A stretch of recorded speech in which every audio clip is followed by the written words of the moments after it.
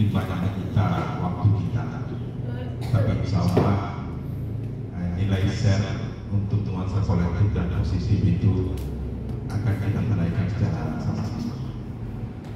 Hanturan puji syukur senantiasa kita panjatkan kehadirat Allah Subhanahu wa Ta'ala karena atas berkat rahmatnya jualan sehingga kita masih diberikan kesempatan untuk berkumpul di tempat ini.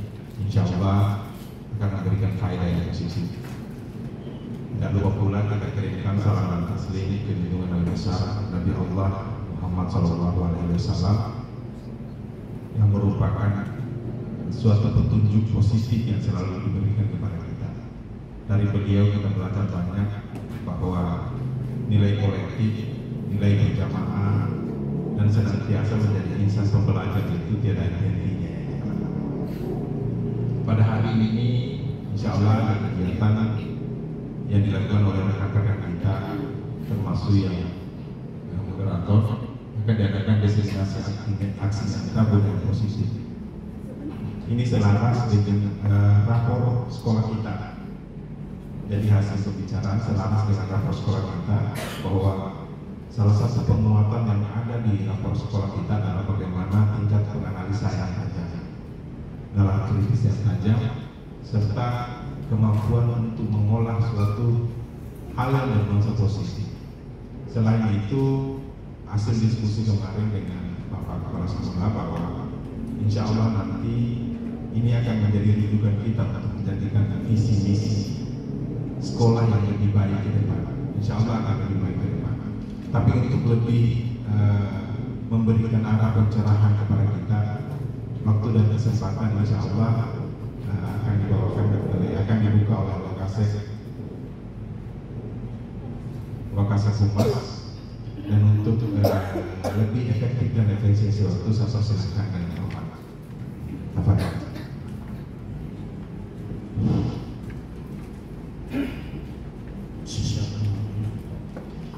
Assalamualaikum warahmatullahi wabarakatuh.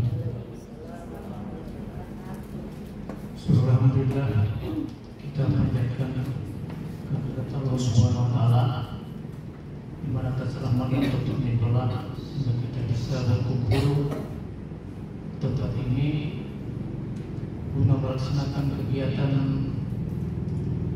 komitmen dengan tema budaya positif di lingkungan sekolah. Dan selanjutnya mari kita menyampaikan salam dan taslim kepada junjungan Nabi besar kita Muhammad sallallahu alaihi wasallam, Nabi sebagai rahmatan lil alamin, Nabi sebagai uswatun hasanah, dan Nabi sebagai suri teladan yang baik. Yang saya hormati Bapak Ibu Wakasek Isma dan kita lain, yang saya hormati Bapak Ketua Komite Pendananya, dan Bapak Ibu guru sekalian yang saya hormati pula. Mengingat pentingnya kegiatan ini, marilah kita ikuti dengan sungguh-sungguh, karena mungkin di antara kita sudah banyak yang tahu, atau dalam ini kita sharing, mungkin sharing pemateri yang mungkin sering kita ikuti dalam webinar atau workshop yang lain. Itu budaya positif di lingkungan sekolah. Kalau saya berkali-kali sudah 2-3 kali kita saya itu ada di grup platform guru positif yang saya ikuti. Mohon maaf kalau sekolah tidak hadir hari ini karena ada urusan halangannya. Olehnya itu kami para pembantunya Wakasek dipercayakan untuk membuka kegiatan ini. Selanjutnya, dengan adanya kegiatan ini, artinya tadi disampaikan oleh Ketua Kumbel, ini adalah demi untuk menaikkan atau meningkatkan rapor nilai rapor pendidikan kita, pendidikan sekolah kita. Yang mana hari ini saya lihat masih di bawah, masih sedang di bawah. Mudah-mudahan dengan kegiatan ini bisa meningkat lagi ke depan.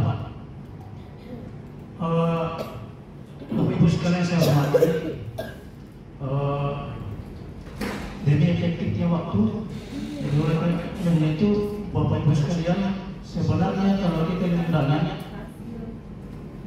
dimulai jam 8.00. Saya kira Bapak Ibu sekalian sudah melihat masing-masing di kaitnya. Jadi namun Bapak Ibu sekalian yang hadir ini hanya mungkin belum sampai seperluannya Bapak Ibu sekalian. Ya, belum. Karena itu mudah-mudahan ke depan pelaksanaan Komben berikutnya bisa lebih hebat lagi. Namun perlu camkan undangan itu ya, jangan dipandang ya, jangan pernah selama ya. Ini untuk kebaikan kita bersama. Namun karena ini bersertifikat, jadi kita akan diberikan sertifikat masing-masing untuk mengisi PMM kita ke depan. Saya kira cukup sekian. Sebelum saya mengakhiri sambutan saya, mari kita bersama-sama membuka acara ini dengan mengucapkan Bismillahirrahmanirrahim. Sekian, wabillahi taufiq wal hidayah. Wassalamualaikum warahmatullahi wabarakatuh.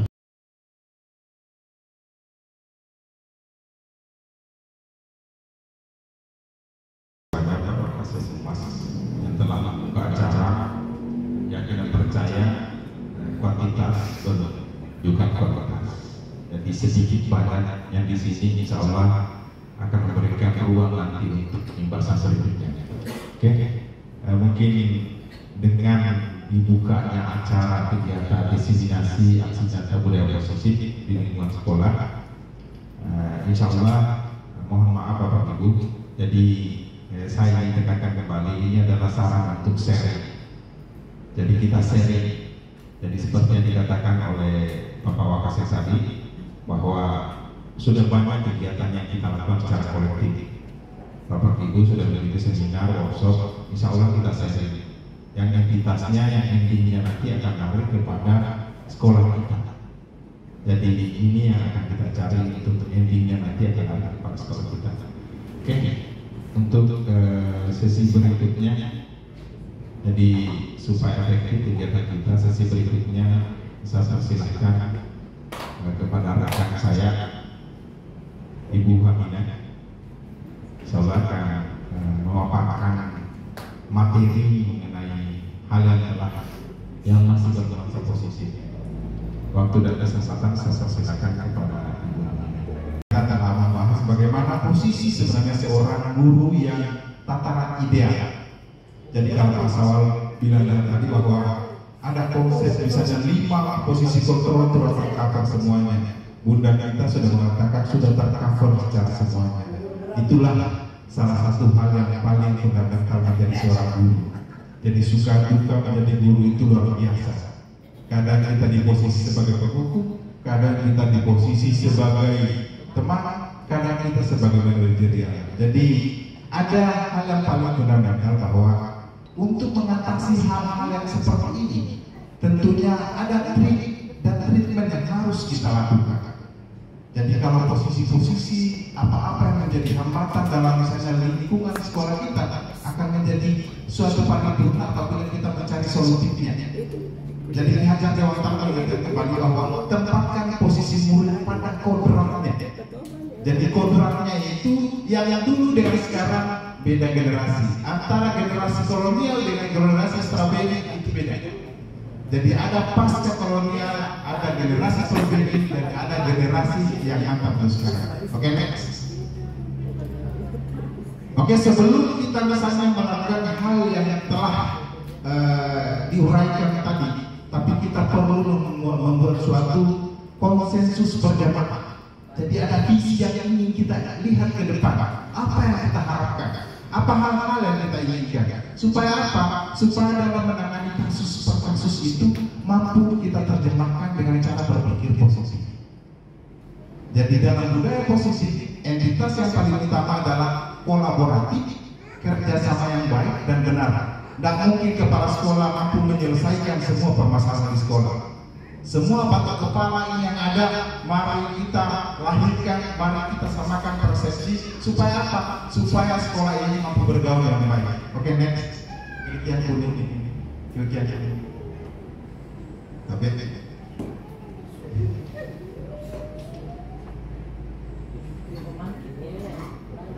jadi ada pemantik sebelum kita membahas misalnya hal budaya positif.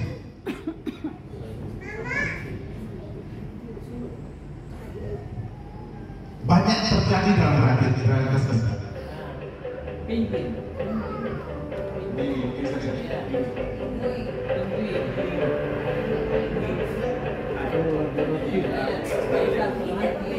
Kolaborasi itu.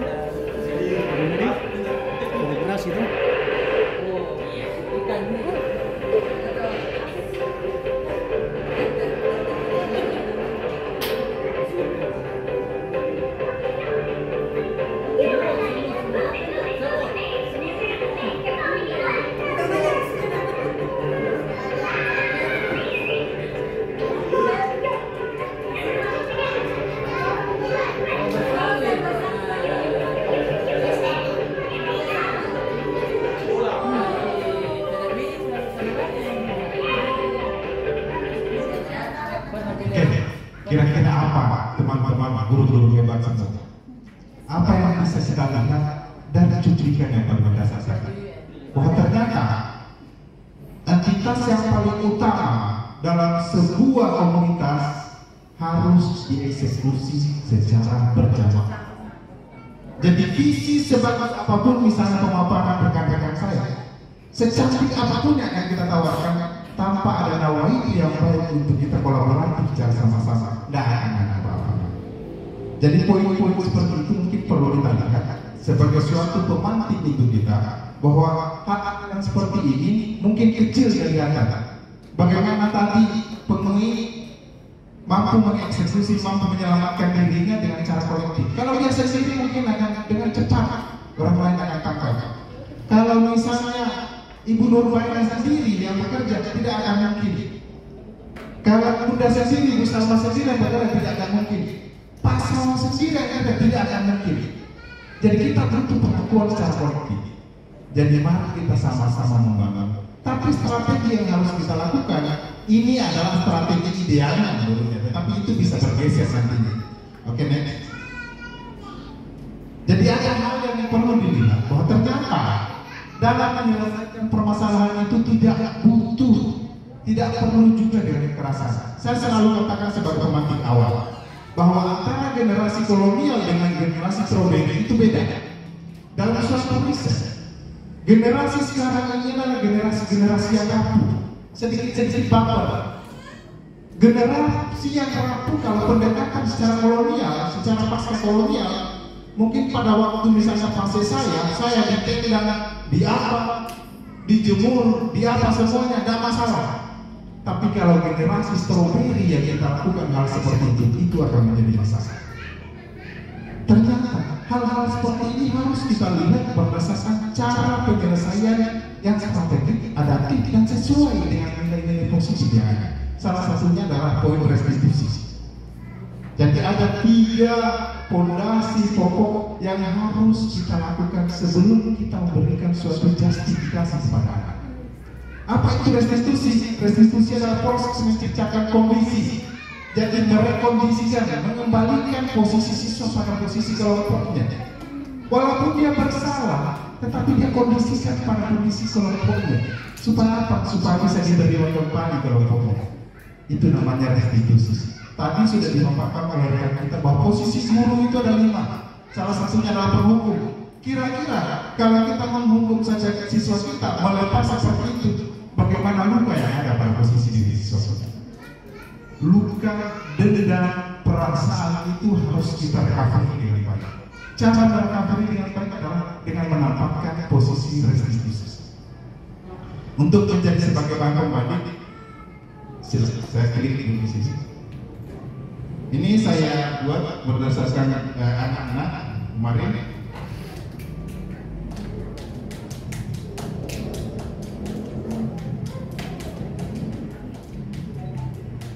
Jadi bahan pembanding saya. Anak-anak yang buat kreasi ini.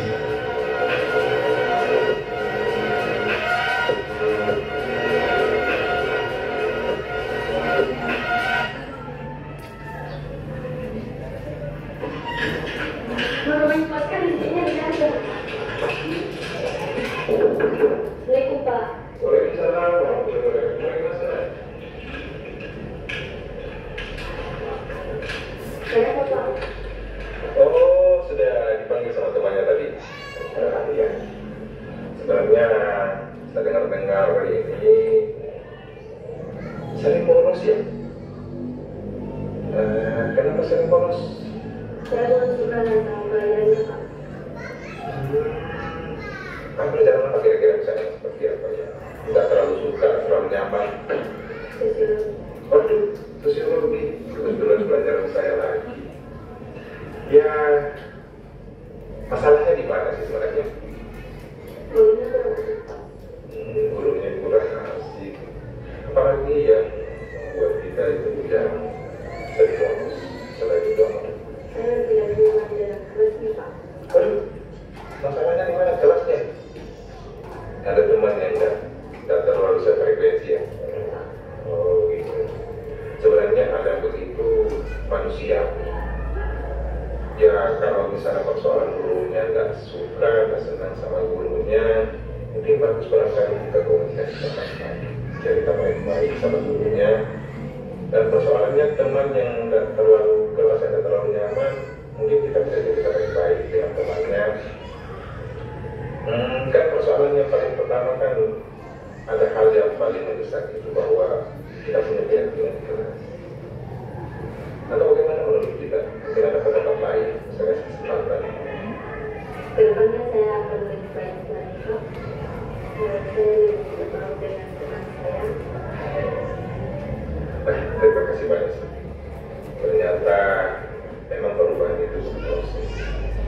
Tapi yakin percaya kalau kita jalani dengan baik, belajar dengan baik, semuanya akan menghasilkan yang lebih baik. Banyak orang berhasil di luar sana. Bermula dari perbuatan kecil, kesalahan, setelah itu kesalahan dikonversi menjadi kebaikan. Dan akan lebih baik. Jadi manusiawi, kita pernah berbuat salah, perbaiki kesalahan, ya kita percaya ke depannya kita akan menjadi baik. Ya, terima kasih banyak. Usahakan ya, jangan bolos. Ya, Pak. Saya pasti sama sekali. Aku menggunakan kita apa? Assalamualaikum. Waalaikumsalam warahmatullahi wabarakatuh. Terima kasih. Pak, Anda Oh iya, betul. Tadi itu saya sudah bicara sama Serti. Kayaknya itu kita punya masalah ya.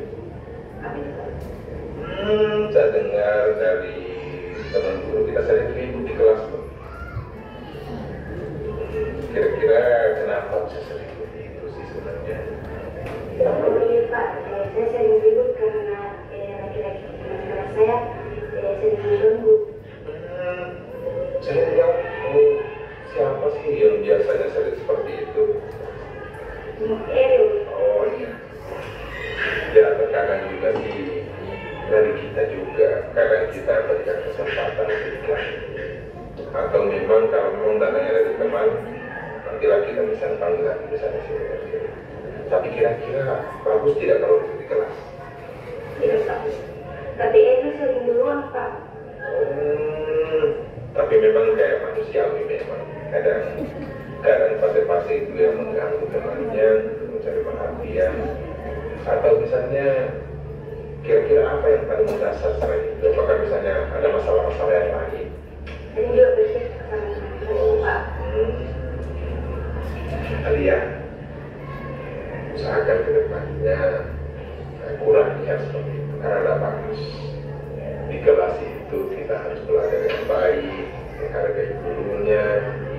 masukan pelajaran itu masuk.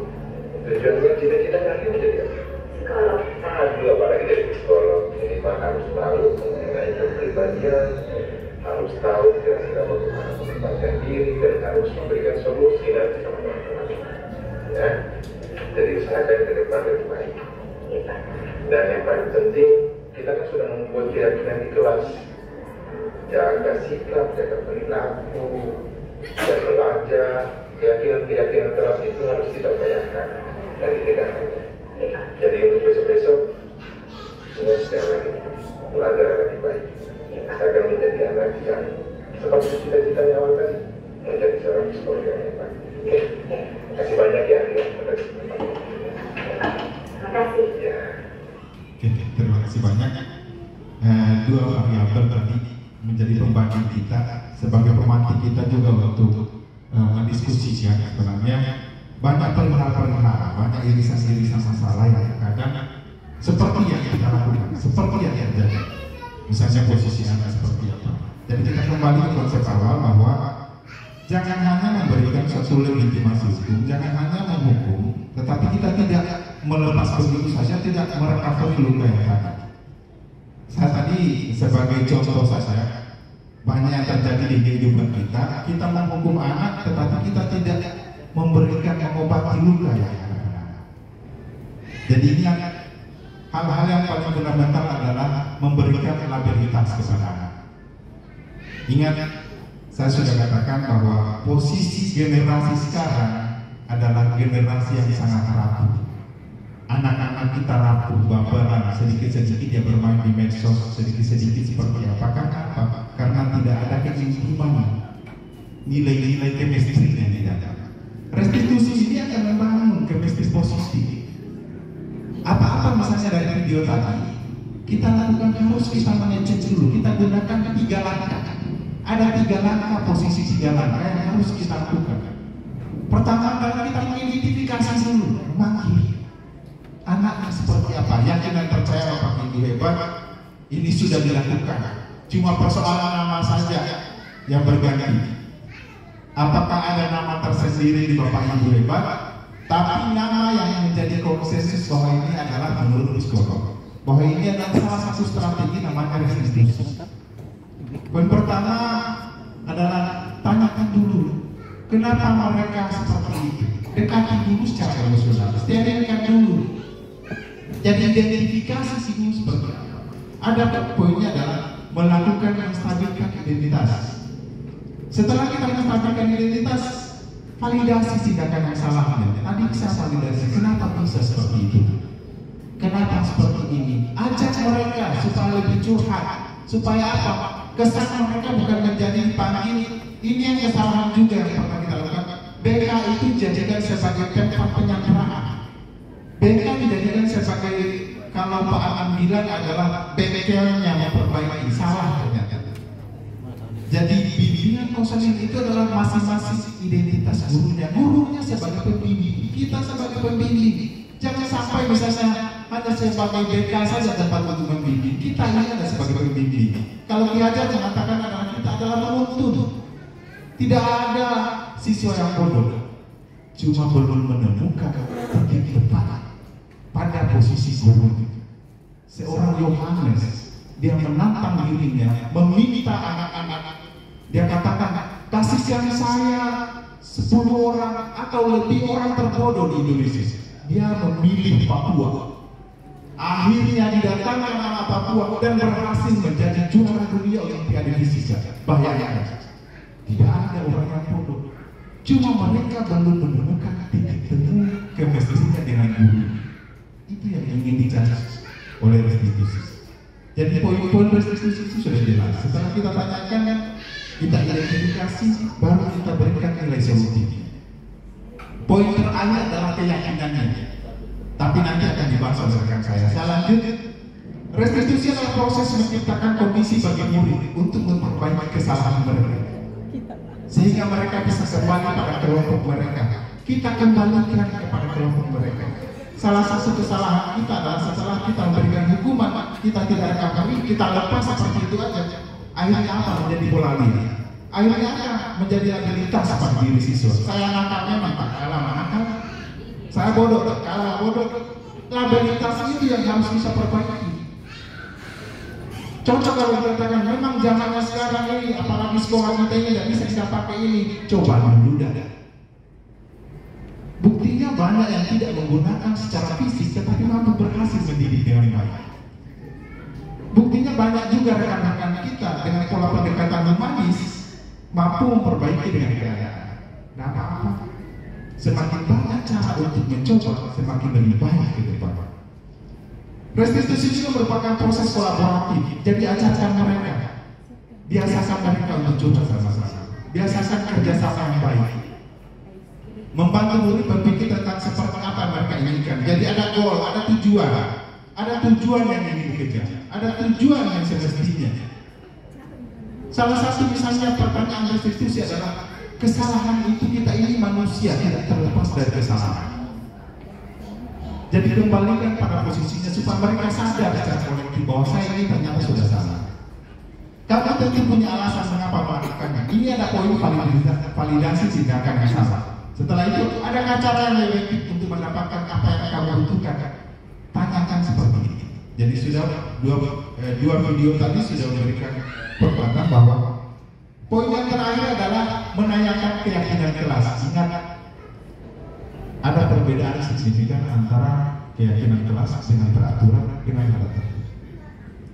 Jadi selama ini kita tidak membimbing keyakinan kelas adalah poin yang dibuat, kebajikan-kebajikan yang dibuat, kebajikan-kebajikan universal yang dibuat oleh para siswa kita.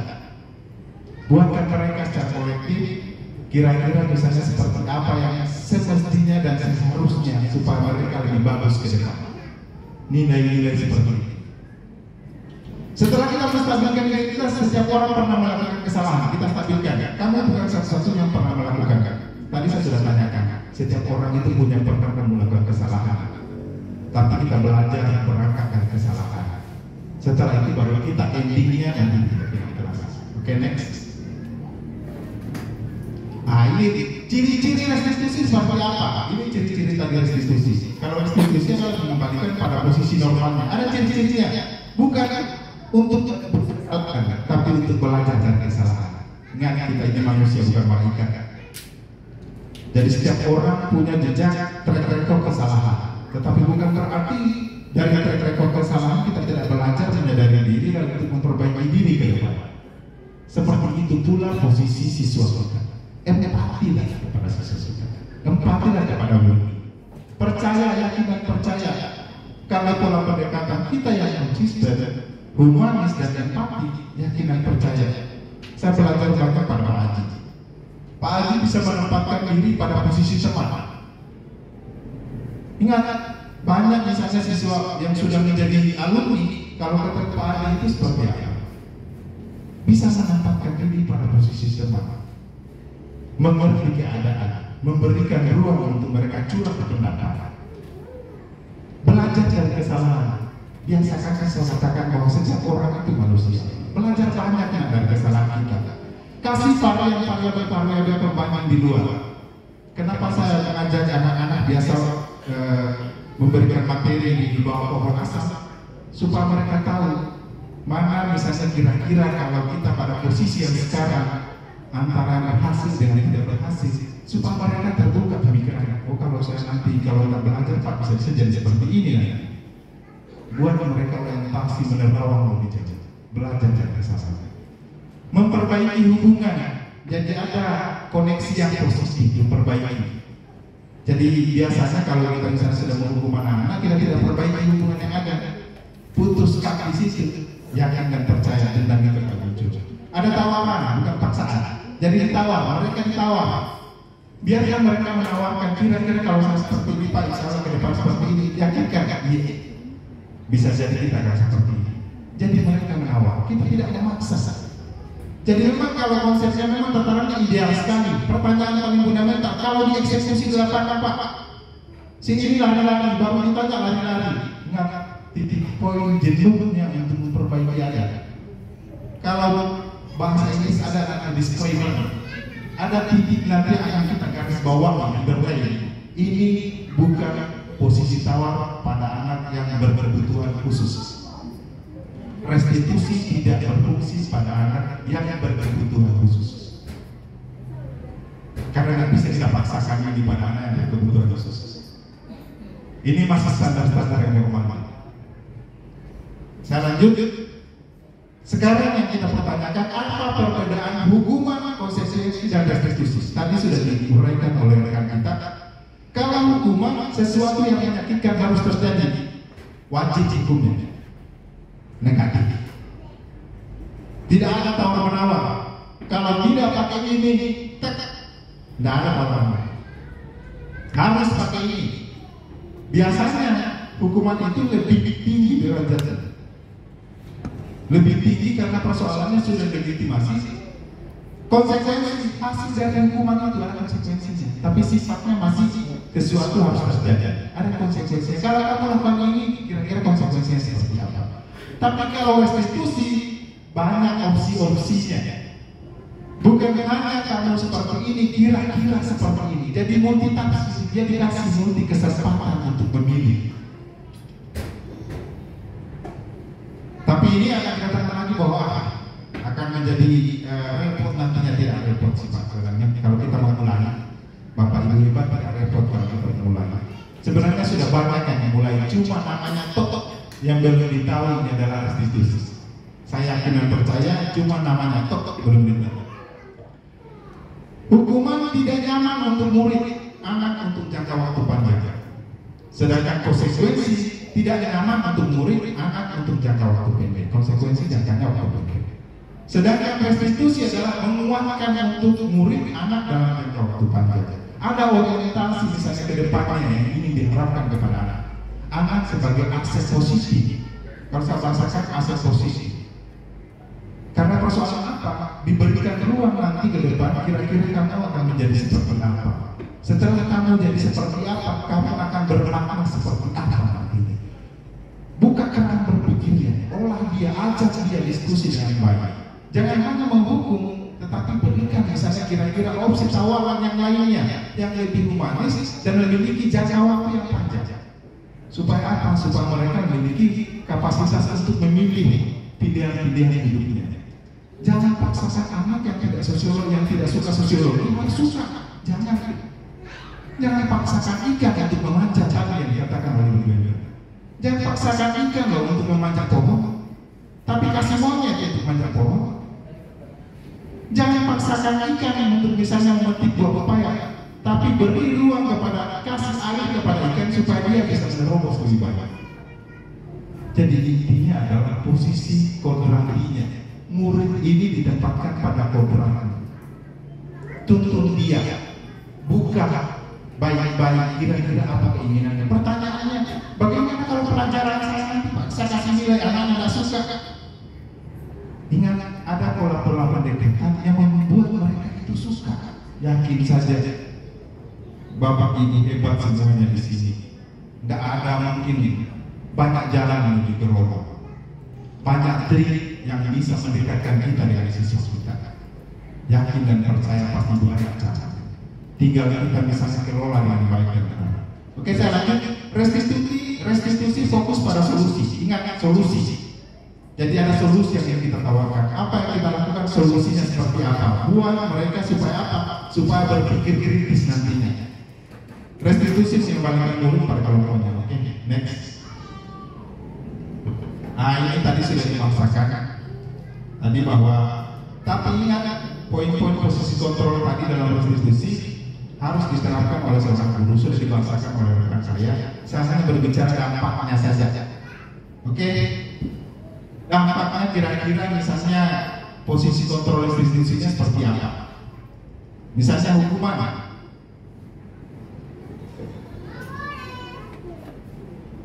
Hukuman dampak pada murid seorang penghukum adalah perilaku kontrol negatif. Jadi kalau kita misalnya menghukum murid kita saja, kita biarkan sebagai bola liar. Dampak pada murid seorang penghukum adalah perilaku kontrol negatif. Seperti murid mengulang kesalahan berulang-ulang kali. Kalau dalam sosiologi ada namanya teori labeling. Teori labeling itu adalah kalau bahasa Makassarnya namanya kalam. Tak kalah malu-malu mas kalian, tak kalah hancur-hancur mas kalian. Itu yang kita hindari. kita menghukum terus murid kita, posisi itu yang akan terjadi. Ingat, tai ayam yang dicium berulang-ulang akan berubah aromanya. Suatu saat, saya ambil contoh saja sebagai teori afirmasi kalau sosiologi. Kalau ada misalnya kita orang dulu kan biasanya ada yang pelihara ayam atau pelihara itik di bawahnya. Itu biasanya karena di bawah sudah terbiasa dengan seperti itu, kita bermain itu oke, nggak masalah. Tapi orang yang baru menciumnya akan luar biasa baunya, busuknya. Karena apa? Orang baru. Dalam teori afirmasi pengulangan cara bergolong-golong. Kejahatan, keburukan kalau diulang berulang-ulang akan menjadi kebaikan. Kesalahan kalau diulang berulang-ulang akan menjadi kebaikan bagi dirinya.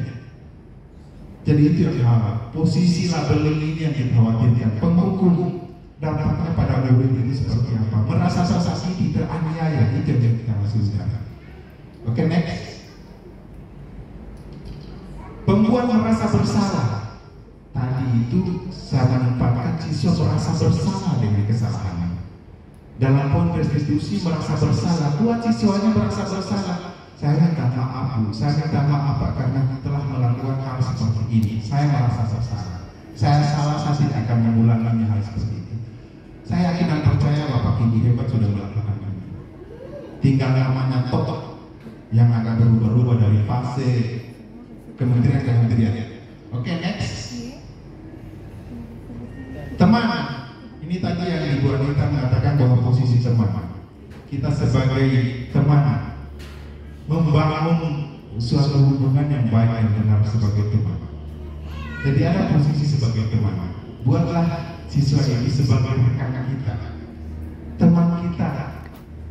Ada batasan-batasan, tapi buat merasa nyaman. Bagaimana merasa nyaman? Dirinya merasa nyaman bisa dia curhat sama kita. Jangan hanya curhat sama BK nyaman, sama Pak Anan nyaman sekali dia curhat, sama kita kok juga curhat sebagai rumah pelajaran. Jadi posisikan seperti itu. Oke, next. Pemantau, jadi kita pantau. Dampaknya pemantau bagi murid dan psikotor pemantau yaitu menitik beratkan pada dampak diri sendiri, mendapatkan hadiah dan mendapatkan hukuman. Ingat, hati-hati juga kalau kita memberikan suatu reward. Jadi kalau dosen mengatakan hadiah itu adalah penjara, bisa jadi juga penjara. Tapi tinggal kita menganalisanya seperti apa saja. Kita tinggal lihat pilih-pilih waktu timingnya dan tempatnya. Jadi kalau dosen mengatakan hadiah itu adalah tawanan, karena kalau orang tak dikasih hadiah bisa jadi dia akan kembali ke posisi awal. Bisa jadi dia akan kembali ke posisi awal. Atau setelah orang diberi kasih hadiah, yang lainnya akan merasa nggak usah deh. Saya nggak usah dikasih hadiah, saya nggak pernah dapat hadiah seperti apa. Toh biar dia saja akan merasa nanti terisolir pada kelompok karena merasa. Jadi kalau dosen mengatakan hadiah itu sebagai tawanan, hati-hati juga hadiah itu bisa berarti sebagai tawanan. Tinggal kita saja mendeskripsikan seperti apa. Oke, sebagai manajer saya yakin dan percaya posisi manajer itu adalah mengambil keputusan yang tertinggi. Biasanya keputusan tertinggi itu akan memberikan suatu solusi seperti apa, langkah seperti apa, dan itu harus disediakan. Itu posisi manajer. Oke, next. Oke, mungkin hanya sebagai pengantar saja bahwa sebenarnya tadi ada nilai-nilai kebajikan yang harus dituruti. Saya katakan poin awal pemutaran penuhi detik semut tidak akan misalnya menjadi sesuatu yang hebat tanpa kerjasama yang positif. Jadi dalam poin-poin kebajikan yang harus kita lihat bahwa bagaimana membangun semuanya. Oke, next. Membangun semuanya dengan posisi untuk memiliki tujuan. Ingat, kita punya mimpi yang sama, kita punya visi yang sama, bangun gerakan. Ingat, budaya itu adalah konsep yang terelaborasi secara budaya itu adalah bekerjanya otak, ide, behavior, dan artefak kita. Bekerjanya otak kita memikirkan dan bermimpi untuk membangun sekolah yang baik. Setelah itu, tinggal laku kita bagaimana mengakomodir supaya apa? Supaya sekolah kita lebih baik. Dan poin terakhir adalah goalnya. Hasil akhir hidup dari seperti apa yang kita inginkan. Jadi apapun yang kita akan katakan di depan, tapak awal itu yang baik, yang posisi dari kita yakin dan percaya akan terjadi. Nah, waktu posisi dimulai dari mana? Bergerak secara serta, sama-sama bangun sekolah. Baik buruknya tetap sekolah, tetapi intinya kalau kita sama-sama tidak ada yang tidak bisa kita lakukan. Jadi poin-poin seperti itu nilainya dilihat. Setiap langkah memiliki tujuan. Oke, next. Dengan menaikkan nilai-nilai kebaikan, yakin dan percaya nilai-nilai kebaikan, maka motivasi intrinsik akan terbangun. Ingat, motivasi yang dari dalam itu akan terbangun. Karena apa? Karena melihat realitas yang terjadi, sehingga kita lebih bermotivasi untuk membangunkan diri kita.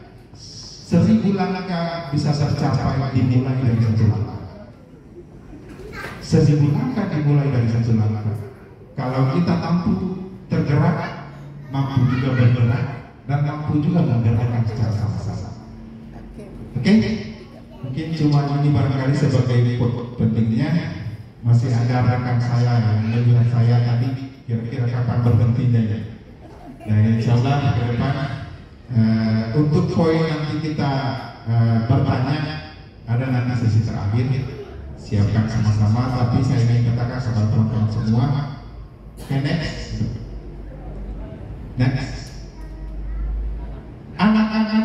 Anak-anak hidup dan tumbuh sesuai kodratnya sendiri. Pendidikan hanya dapat merawat, menuntun tumbuhnya kodrat itu sendiri. Jangan memaksakan untuk panjat pohon, tapi berikanlah ruang kepada ikan, berikanlah air kepada ikan. Kasihlah kesempatan kepada monyet untuk memanjat pohon. Ingat, posisikan diri mereka seperti apa posisi itu. Perbaiki hubungan yang baik, bangun empati yang baik, bangun komunikasi posisi, yakin dan percaya semuanya memiliki niat yang sama.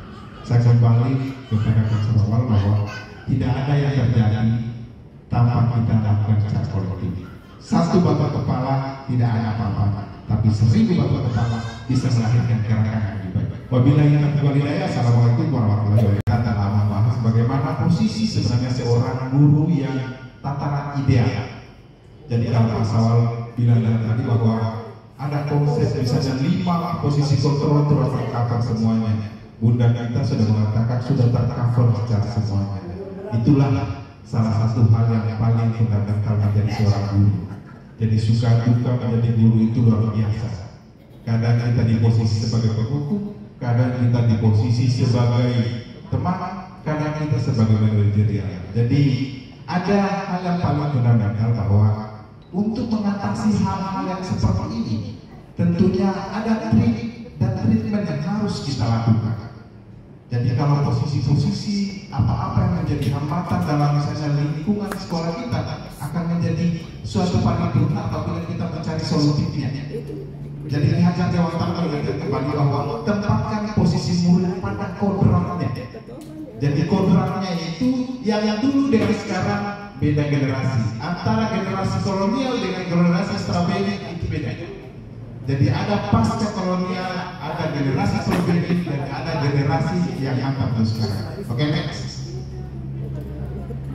Oke, sebelum kita misalnya melakukan hal yang telah diuraikan tadi, tapi kita perlu membuat suatu konsensus berjamaah.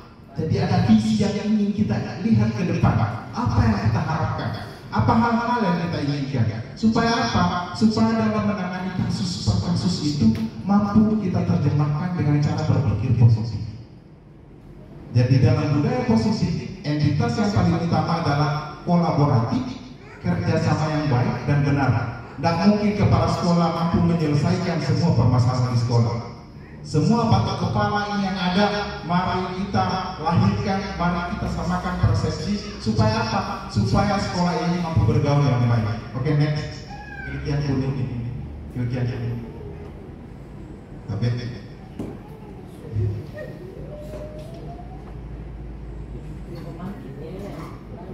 Jadi ada pemantik sebelum kita membahas misalnya hal budaya posisi.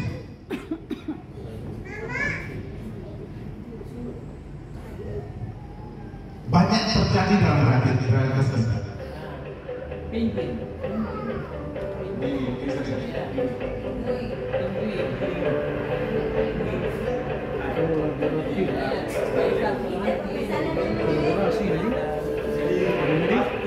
Kolaborasi itu.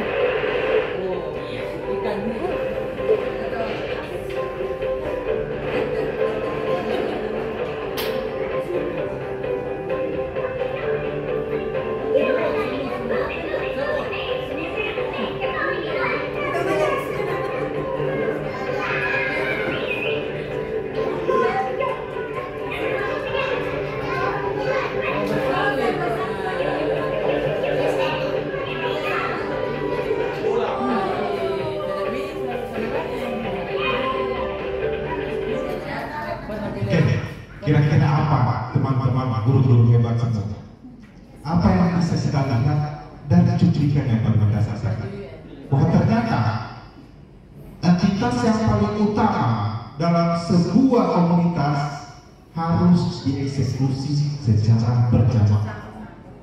Jadi visi sebagus apapun misalnya pemaparan rekan-rekan saya, secantik apapun yang kita tawarkan, tanpa ada nawawi yang baik untuk kita kolaboratif secara sama-sama, tidak akan ada apa-apa.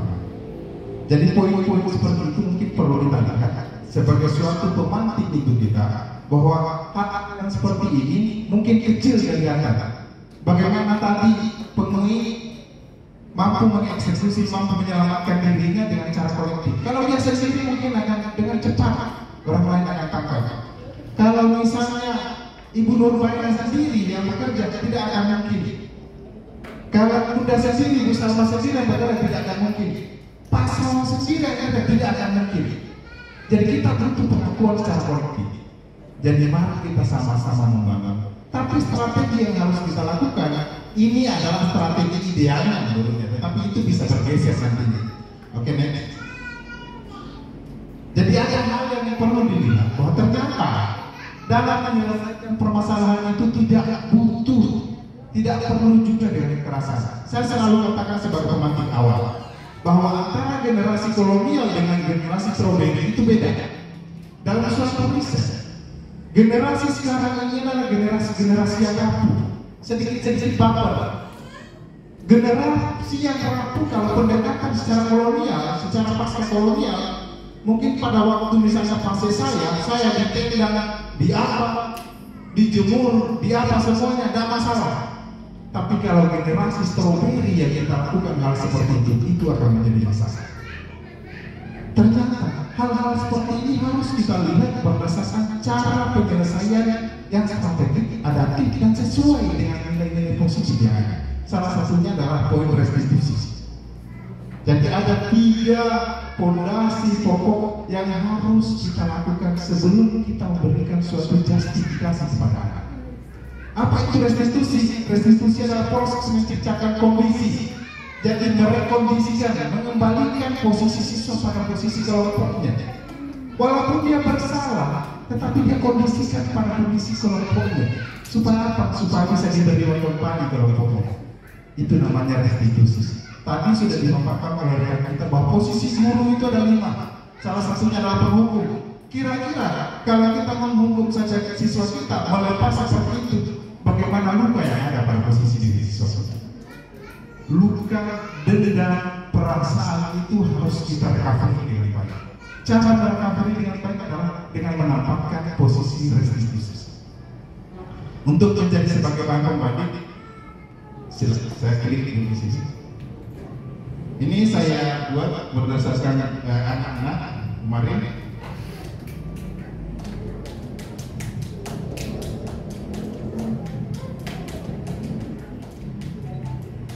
Jadi bahan pembanding saja. Anak-anak yang buat kreasi ini.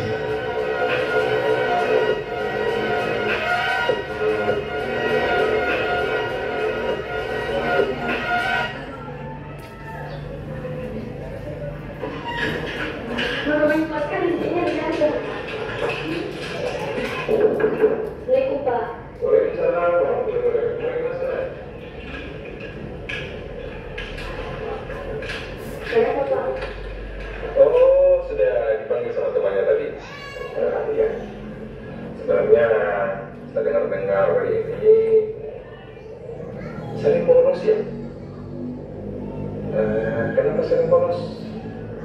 suka tentang pelajarannya Pak.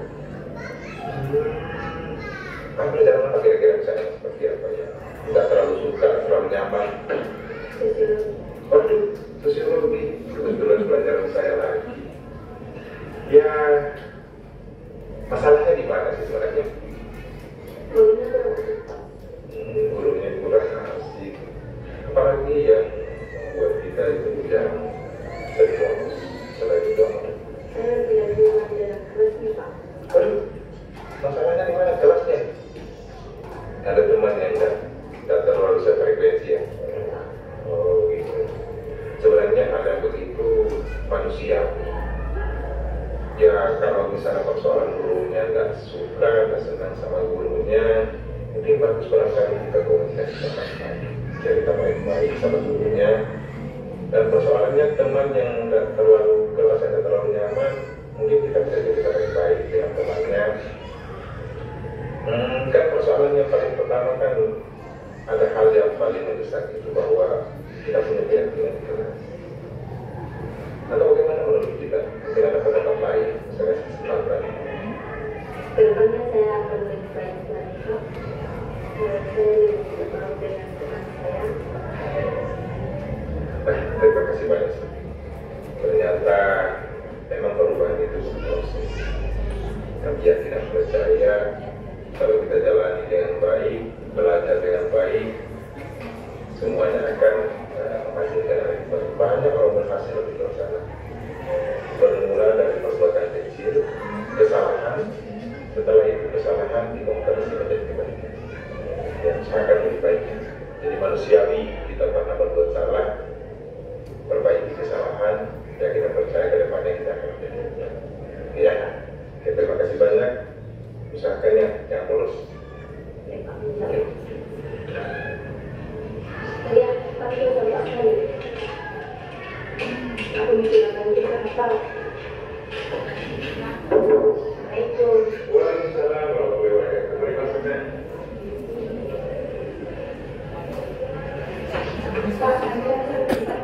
Oh iya, betul.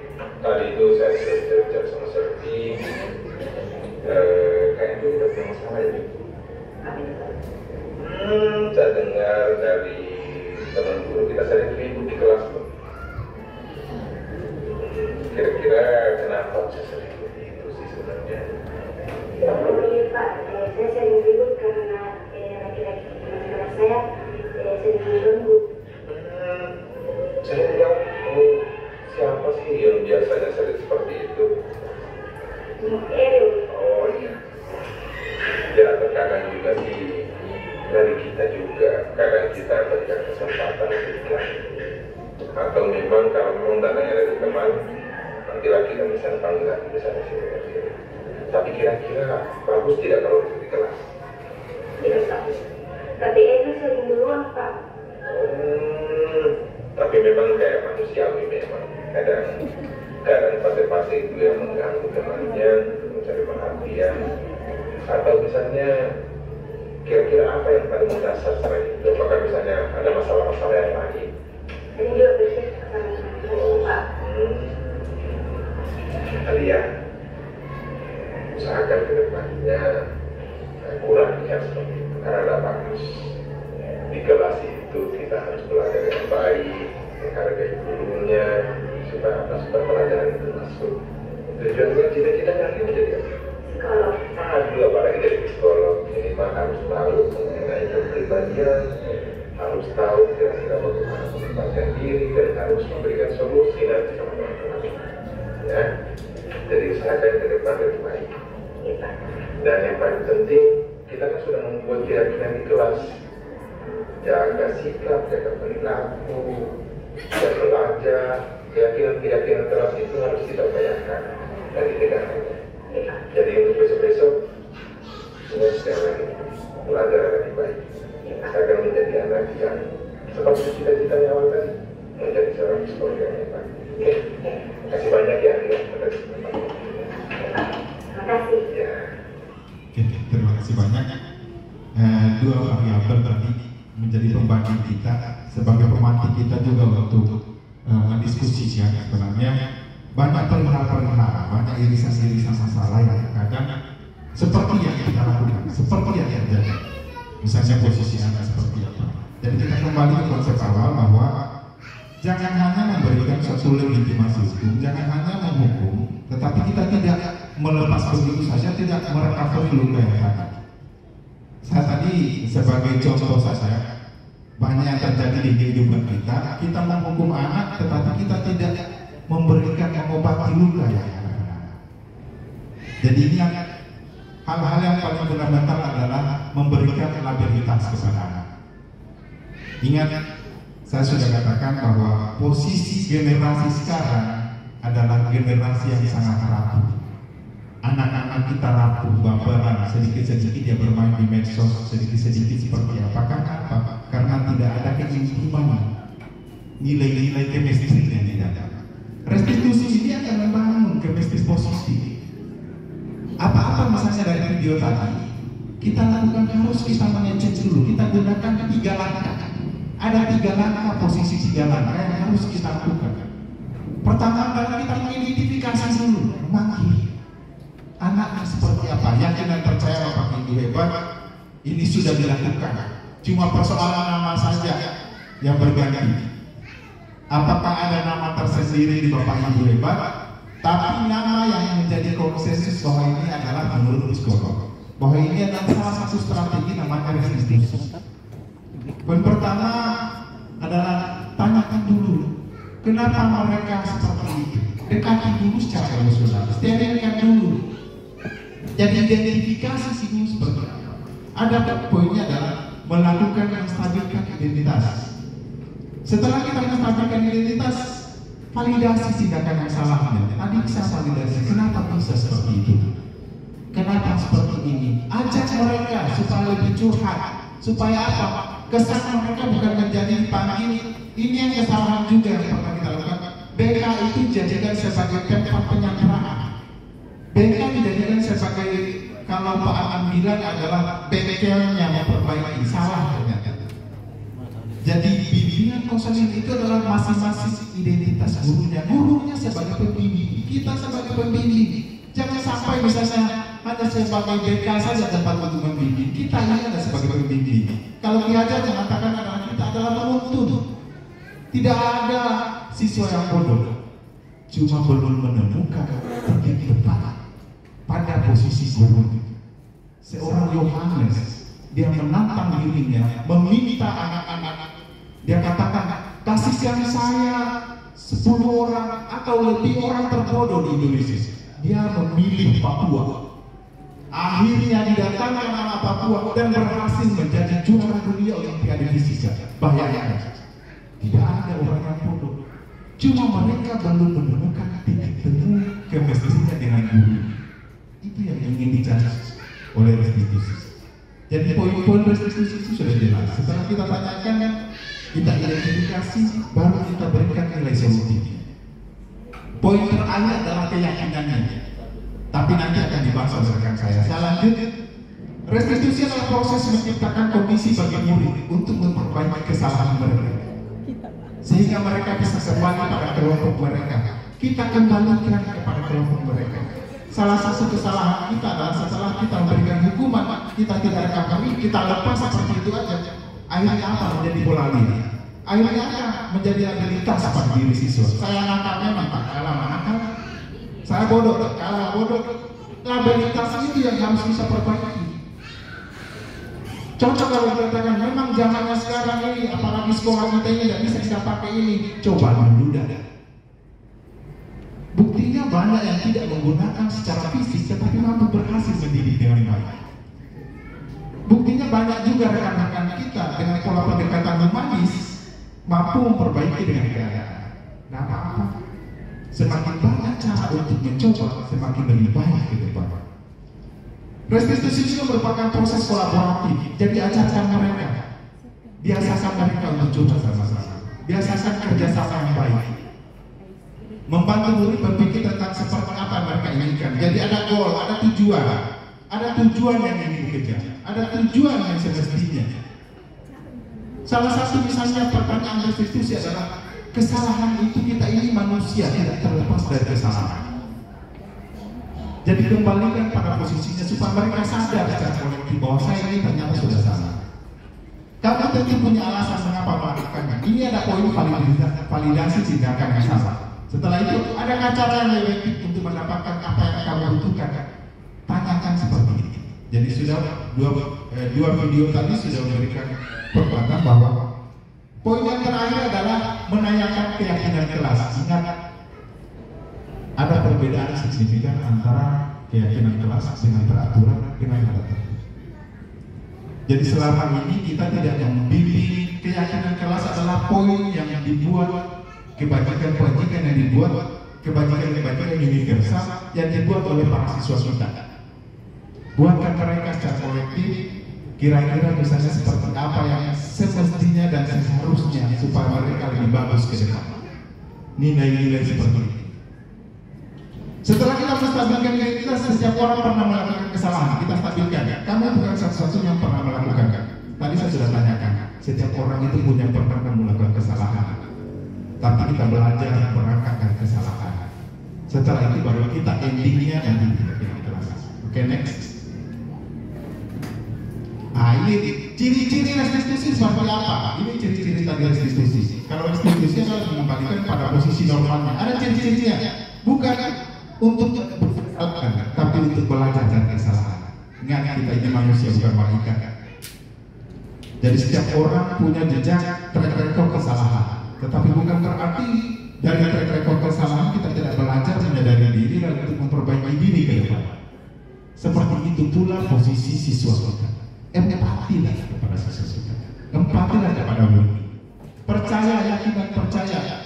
Karena pola pendekatan kita yang konsisten, humanis dan empati, yakin dan percaya. Saya belajar banyak pada Pak Haji. Pak Haji bisa menempatkan diri pada posisi teman. Ingat, banyak misalnya siswa yang sudah menjadi alumni, kalau kata Pak Haji itu seperti apa? Bisa menempatkan diri pada posisi teman, mengerti keadaan, memberikan ruang untuk mereka curah pendapat, belajar dari kesalahan. Biasakan saya katakan bahwa setiap orang itu manusia. Belajar banyaknya dari kesalahan kita. Kasih variabel pembanding di luar. Kenapa saya mengajak anak-anak biasa memberikan materi di bawah pohon asam supaya mereka tahu mana misalnya kira-kira kalau kita pada posisi yang sekarang antara berhasil dengan tidak berhasil, supaya mereka terbuka pemikiran. Oh, kalau saya nanti kalau tak belajar Pak bisa jadi seperti ini ya. Buat mereka yang pasti menerawang lebih jauh, belajar dari kesalahan, memperbaiki hubungan. Jadi ada koneksi yang positif, memperbaiki. Jadi biasanya kalau kita misalnya sudah menghukum anak-anak, kita tidak perbaiki hubungan yang ada, putuskan di situ, yakin dan percaya tentang itu akan muncul. Ada tawaran, bukan paksaan. Jadi ditawar, mereka ditawar. Biarkan mereka menawarkan, kira-kira kalau saya seperti ini Pak, insya Allah ke depan seperti ini, yakinkan, iya. Bisa jadi kita akan seperti ini. Jadi mereka menawar, kita tidak memaksa. Jadi memang kalau konsepnya memang tatarannya ideal sekali. Pertanyaan paling fundamental, kalau dieksekusi di lapangan Pak, si ini lari-lari, baru ditanya lari-lari. Ingat, titik poin jenuhnya untuk memperbaiki ada. Kalau bahasa Inggris ada disclaimer, ada titik nanti akan kita garis bawah underline. Ini bukan posisi tawar pada anak yang berkebutuhan khusus. Restitusi tidak berfungsi pada anak yang berkebutuhan khusus. Karena nggak bisa kita paksakan ini pada anak yang berkebutuhan khusus. Ini masih standar-standar yang normal. Saya lanjut. Sekarang yang kita pertanyakan, apa perbedaan hukuman, konsekuensi dan restitusi? Tadi sudah diuraikan oleh rekan kita. Kalau hukuman sesuatu yang menyakitkan harus terjadi, wajib hukumnya negatif. Tidak ada tawar-menawar. Kalau tidak pakai ini, tidak ada tawar-menawar. Harus pakai ini. Biasanya hukuman itu lebih tinggi derajatnya. Lebih tinggi karena persoalannya sudah legitimasi. Konsekuensi hasil dari hukuman itu ada konsekuensinya, tapi sifatnya masih sesuatu harus terjadi, ada konsekuensinya. Kalau kamu lakukan ini, kira-kira konsekuensinya seperti apa? Tapi kalau restitusi, banyak opsi-opsinya. Bukan hanya kamu seperti ini, kira-kira seperti ini. Jadi multitafsir, dia dikasih multi kesempatan untuk memilih. Tapi ini akan dikatakan lagi bahwa akan menjadi repot nantinya. Tidak repot sih Pak sebenarnya. Kalau kita mengulangi, Bapak Ibu hebat, tidak repot kalau kita mengulangi. Sebenarnya sudah banyak yang mulai, cuma namanya totok yang belum ditahu ini adalah restitusi. Saya yakin dan percaya, cuma namanya totok belum ditahu. Hukuman tidak nyaman untuk murid, anak untuk jangka waktu panjang. Sedangkan konsekuensi tidak nyaman untuk murid, anak untuk jangka waktu pendek. Konsekuensi jangkanya waktu pendek. Sedangkan restitusi adalah menguatkan untuk murid, anak dalam jangka waktu panjang. Ada orientasi misalnya ke depannya yang ingin diharapkan kepada anak. Anak sebagai akses positif. Kalau saya bahasakan akses positif. Karena persoalan apa? Diberikan ruang nanti ke depan, kira-kira kamu akan menjadi seperti apa? Setelah kamu jadi seperti apa, kamu akan bermakna seperti apa nanti? Buka keran berpikirnya, olah dia, ajak dia diskusi dengan baik. Jangan hanya menghukum, tetapi berikan misalnya kira-kira opsi tawaran yang lainnya, yang lebih humanis dan memiliki jangka waktu yang panjang. Supaya apa? Supaya mereka memiliki kapasitas untuk memilih pilihan-pilihan hidupnya. Jangan paksakan anak yang tidak sosiologi, yang tidak suka sosiologi, harus suka. Jangan paksakan ikan untuk memanjat tadi yang dikatakan oleh Ibu. Jangan paksakan ikan loh untuk memanjat pohon, tapi kasih monyet untuk memanjat pohon. Jangan paksakan ikan untuk misalnya memetik buah pepaya, tapi beri ruang kepada, kasih air kepada ikan supaya dia bisa menerobos lebih banyak.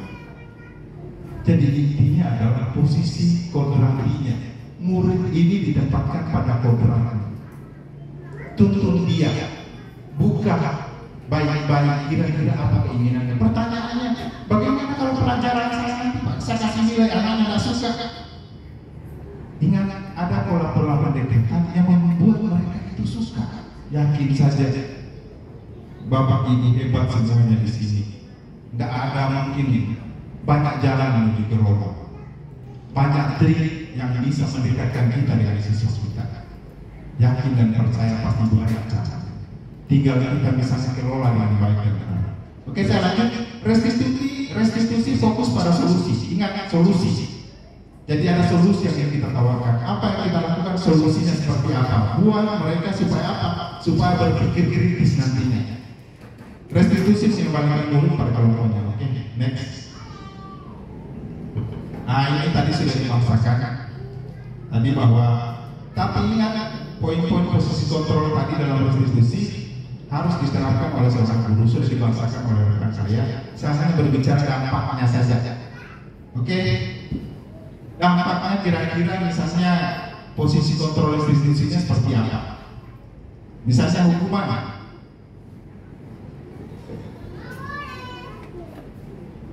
Hukuman dampak pada murid seorang penghukum adalah perilaku kontrol negatif.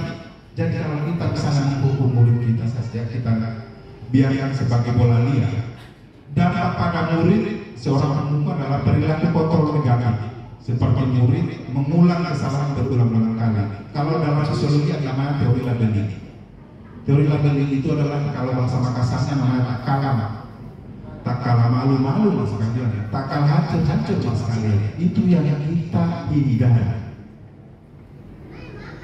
Kalau kita menghukum terus murid kita, posisi itu yang akan terjadi. Ingat, tai ayam yang dicium berulang-ulang akan berubah aromanya. Akan berubah aromanya. Suatu saat, saya ambil contoh saja sebagai teori afirmasi kalau sosiologi. Kalau ada misalnya kita orang dulu kan biasanya ada yang pelihara ayam atau pelihara itik di bawahnya. Itu biasanya karena di bawah sudah terbiasa dengan seperti itu, kita bermain itu oke, nggak masalah. Tapi orang yang baru menciumnya akan luar biasa baunya, busuknya. Karena apa? Orang baru. Dalam teori afirmasi pengulangan cara berulang-ulang. Kejahatan, keburukan kalau diulang berulang-ulang akan menjadi kebaikan. Kesalahan kalau diulang berulang-ulang akan menjadi kebaikan bagi dirinya. Jadi itu yang hal posisi labeling ini yang dikhawatirkan. Penghukum dampaknya pada murid ini seperti apa? Merasa sasaki teraniaya, itu yang kita maksudkan. Oke, next. Pembuat merasa bersalah. Tadi itu saya menempatkan siswa merasa bersalah dengan kesalahan. Dalam konteks restitusi merasa bersalah, buat siswanya merasa bersalah. Saya minta maaf Bu, saya minta maaf Pak karena telah melakukan hal seperti ini. Saya merasa bersalah. Saya salah, saya tidak akan mengulangi hal seperti itu. Saya yakin dan percaya Bapak Tinggi hebat sudah melakukan ini. Tinggal namanya totok yang akan berubah-ubah dari fase kementerian-kementerian. Oke, next. Teman, ini tadi yang Ibu Anita mengatakan bahwa posisi teman. Kita sebagai teman membangun suatu hubungan yang baik dan benar sebagai teman. Jadi ada posisi sebagai teman. Buatlah siswa ini sebagai rekan kita, teman kita. Ada batasan-batasan, tapi buat merasa nyaman. Bagaimana merasa nyaman? Dirinya merasa nyaman bisa dia curhat sama kita. Jangan hanya curhat sama BK nyaman, sama Pak Anan nyaman sekali dia curhat, sama kita kok juga curhat sebagai rumah pelajaran. Jadi posisikan seperti itu. Oke, next. Pemantau, jadi kita pantau. Dampaknya pemantau bagi murid dan psikoter pemantau yaitu menitik beratkan pada dampak diri sendiri, mendapatkan hadiah dan mendapatkan hukuman. Ingat, hati-hati juga kalau kita memberikan suatu reward. Jadi kalau dosen mengatakan hadiah itu adalah penjara, bisa jadi juga penjara. Tapi tinggal kita menganalisanya seperti apa saja. Kita tinggal lihat pilih-pilih waktu, timingnya dan tempatnya. Jadi kalau dosen mengatakan hadiah itu adalah tawanan, karena kalau orang tak dikasih hadiah bisa jadi dia akan kembali ke posisi awal. Bisa jadi dia akan kembali ke posisi awal. Atau setelah orang diberi kasih hadiah, yang lainnya akan merasa nggak usah deh, saya nggak usah dikasih hadiah, saya nggak pernah dapat hadiah seperti apa. Toh biar dia saja akan merasa nanti terisolir pada kelompok karena merasa. Jadi kalau dosen mengatakan hadiah itu sebagai tawanan, hati-hati juga hadiah itu bisa berarti sebagai tawanan. Tinggal kita saja mendeskripsikan seperti apa. Oke, sebagai manajer saya yakin dan percaya posisi manajer itu adalah mengambil keputusan yang tertinggi. Biasanya keputusan tertinggi itu akan memberikan suatu solusi seperti apa, langkah seperti apa, dan itu harus ditindakan. Itu posisi manajer. Oke, next. Oke, mungkin hanya sebagai pengantar saja bahwa sebenarnya tadi ada nilai-nilai kebajikan yang harus dituruti. Saya ingin katakan poin awal pemutaran penuhi detik semut tidak akan misalnya menjadi sesuatu yang hebat tanpa kerjasama yang positif. Jadi dalam poin-poin kebajikan yang harus kita lihat bahwa bagaimana membangun semuanya. Oke, next. Membangun semuanya dengan posisi untuk memiliki tujuan. Ingat, kita punya mimpi yang sama, kita punya visi yang sama, bangun gerakan.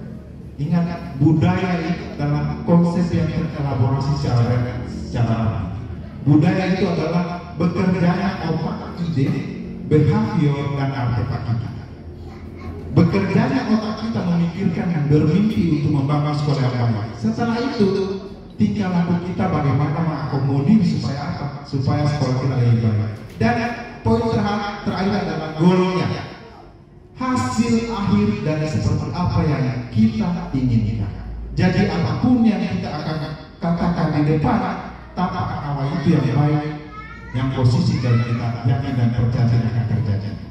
Nah, waktu posisi dimulai dari mana? Bergerak secara serentak, sama-sama bangun sekolah. Baik buruknya tetap sekolah, tetapi intinya kalau kita sama-sama tidak ada yang tidak bisa kita lakukan. Jadi poin-poin seperti itu nilainya dilihat. Setiap langkah memiliki tujuan. Oke, next.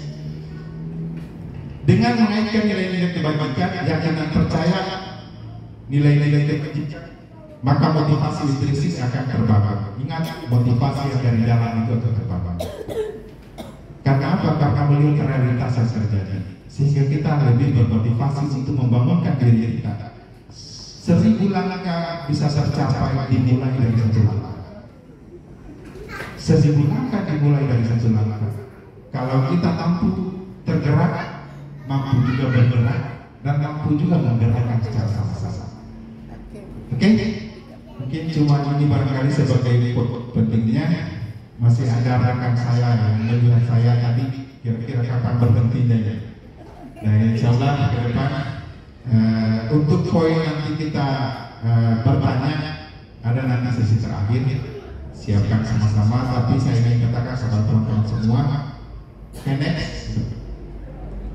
next, anak-anak hidup dan tumbuh sesuai kodratnya sendiri. Pendidikan hanya dapat merawat, menuntun tumbuhnya kodrat itu sendiri. Jangan memaksakan untuk panjat pohon, tapi berikanlah ruang kepada ikan, berikanlah air kepada ikan. Kasihlah kesempatan kepada monyet untuk memanjat pohon. Ingat, posisikan diri mereka seperti apa posisi itu. Perbaiki hubungan yang baik, bangun empati yang baik, bangun komunikasi posisi. Jangan percaya semuanya memiliki niat yang sama. Saya kembali kepada konselor bahwa tidak ada yang terjadi tanpa kita lakukan secara kolektif. 1 batok kepala tidak ada apa-apa, tapi 1000 batok kepala bisa melahirkan gerakan yang lebih baik. Wabillahi taufiq wal hidayah. Assalamualaikum warahmatullahi wabarakatuh. Jadi pengertian restitusi itu dalam KBBI adalah ganti kerugian atau pembayaran kembali. Nah, selain dari istilah KBBI tadi, kalau istilah dari hukum restitusi itu adalah pemulihan kondisi korban atau penggantian kerugian yang dialami korban baik fisik maupun mental. Nah, sekarang kemarin yang terjadi di sekolah kita, yaitu adanya pembulian, adanya pelecehan seksual, dan bahkan adanya penganiayaan. Nah, pertanyaan saya, apakah di sekolah kita atau bagaimana cara, ya,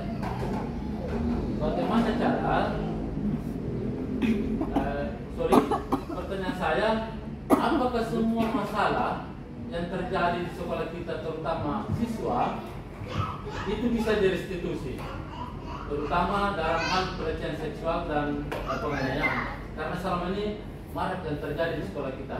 Saya kira itu. Oke, terima kasih banyak. Pertanyaan yang luar biasa. Tapi nanti ke belakang akan kita florkan, tapi tidak apa-apa. Ini sangat urgent. Apakah kira-kira misalnya restitusi tersebut dalam poin hukum memang restitusi adalah mengembalikan, menggantinya. Jadi ada kompensasinya dari sosial apa yang kita lakukan. Jadi ada hal yang lebih seperti apa. Tetapinya dikatakan dikembalikan kalau dalam psikologi pendidikan, Goses mengatakan bahwa restitusi ini memang adalah mengembalikan, tetap mengembalikan pada posisinya. Jadi mengembalikan pada posisinya. Kalau tadi mengembalikan, kalau hukum mengembalikan barang dengan barang seperti ganti ruginya. Kalau dalam misalnya psikologi pendidikan mengembalikan pada kodratnya, murid dikembalikan pada kodratnya, murid dikembalikan pada hakikatnya. Supaya apa? Supaya bisa diterima. Bagaimana kalau misalnya kasusnya nanti bisa berarti bahwa ini terjadi hal yang berkaitan dengan pidana, dan itu bagaimana? Apakah ini bisa terjadi dalam restitusi? Ingat, restitusi bisa dilakukan apabila tidak memberikan suatu dampak yang berkasus kepada pidana. Tapi bisa juga dilakukan berdampak pada pidana, tetapi mendapatkan pendampingan yang lebih baik. Ingat, restitusi adalah pola pendampingan, bukan tawaran yang harus dipaksakan, tapi dia restitusi adalah mengembalikan rasa moodnya yang kurang baik, mengembalikan posisi yang bersalahnya yang kurang baik, tetapi diarahkan ke energi yang positif. Jadi kalau memang sudah mengarah ke pidana, ini restitusi tidak bisa dilakukan. Ingat, kecuali anak yang berkebutuhan khusus, restitusi tidak bisa dilakukan. Bagaimana anak berkebutuhan khusus mau pakai restitusi? Tidak bisa. Yang sudah mengarah kepada tindak pidana susah kita restitusi. Tapi misalnya poin-poin yang bisa misalnya kita restitusi adalah poin-poin yang tidak takarannya tidak mengarah kepada suatu tindakan pidana yang sudah berkaitan dengan seperti itu. Salah bisa. Walaupun misalnya bisa kita misalnya restitusi yang sudah terjadi pidana, tetapi poinnya adalah hanya sebagai pendampingan saja. Ingat, restitusi bukan hanya 3 langkah. Jadi restitusi itu bukan hanya 3 langkah, harus misalnya 3 langkah ini dilakukan, tidak. Bisa jadi bahwa kita poin keyakinan kita kembalikan keyakinan di kelas itu restitusi. Kamu sudah salah, kembali keyakinan di kelas itu sudah restitusi. Jadi intinya adalah proses pengembalian kepada kodratnya. Jadi restitusi itu adalah intinya adalah proses pengembalian kepada kodratnya. Dikembalikan anak pada posisi fitrahnya. Kalau intinya adalah kodratnya fitrahnya. Supaya apa? Supaya tidak terisolir dalam kelompoknya, supaya ada tidak terjadi namanya budaya tak kalam, supaya tidak terjadi legalitas yang dibilang yang akan mengarah kepada tindakan pidana. Jadi kalau poinnya susah untuk restitusi. Ada yang bisa direstitusi, ada yang tidak bisa direstitusi. Mungkin jangan sampai puas ya. Oke? Nanti kita perlukan pada sesi terakhir mungkin untuk sesi tanya jawab. Wabillahi taufiq wal hidayah. Wassalamualaikum warahmatullahi wabarakatuh. Disiplin positif, restitusi dan keyakinan kelas. Jadi saya rasa saya ingin mengatakan bahwa teori-teori itu lahir dari kalangan menengah ke atas, tidak lahir dari dan tidak bisa diterapkan sekolah kita. Menurut saya, dan menurut saya tidak ada ilmu baru, tidak ada pemikiran baru. Semua adalah hal baru, hal lama. Bahkan cahaya Dewan Tarik sudah sekian lama, namun kemudian baru dipiralkan hari ini. Itu artinya tidak ada hal yang baru.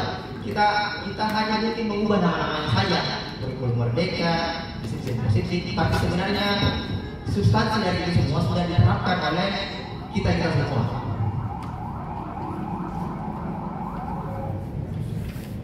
Seperti tadi yang saya lihat videonya Pak. Jadi saya mau komentar sedikit karena ada kedekatan. Saya melihat video yang ditampilkan lebih menampilkan keaktifan dari siswa, keaktifan dari guru. Yang ditampilkan lebih keaktifan guru, bukan siswa yang diajak. Karena saya melihat, saya merasakan begini, siswa belum memiliki kemampuan untuk mengartikulasi masalahnya.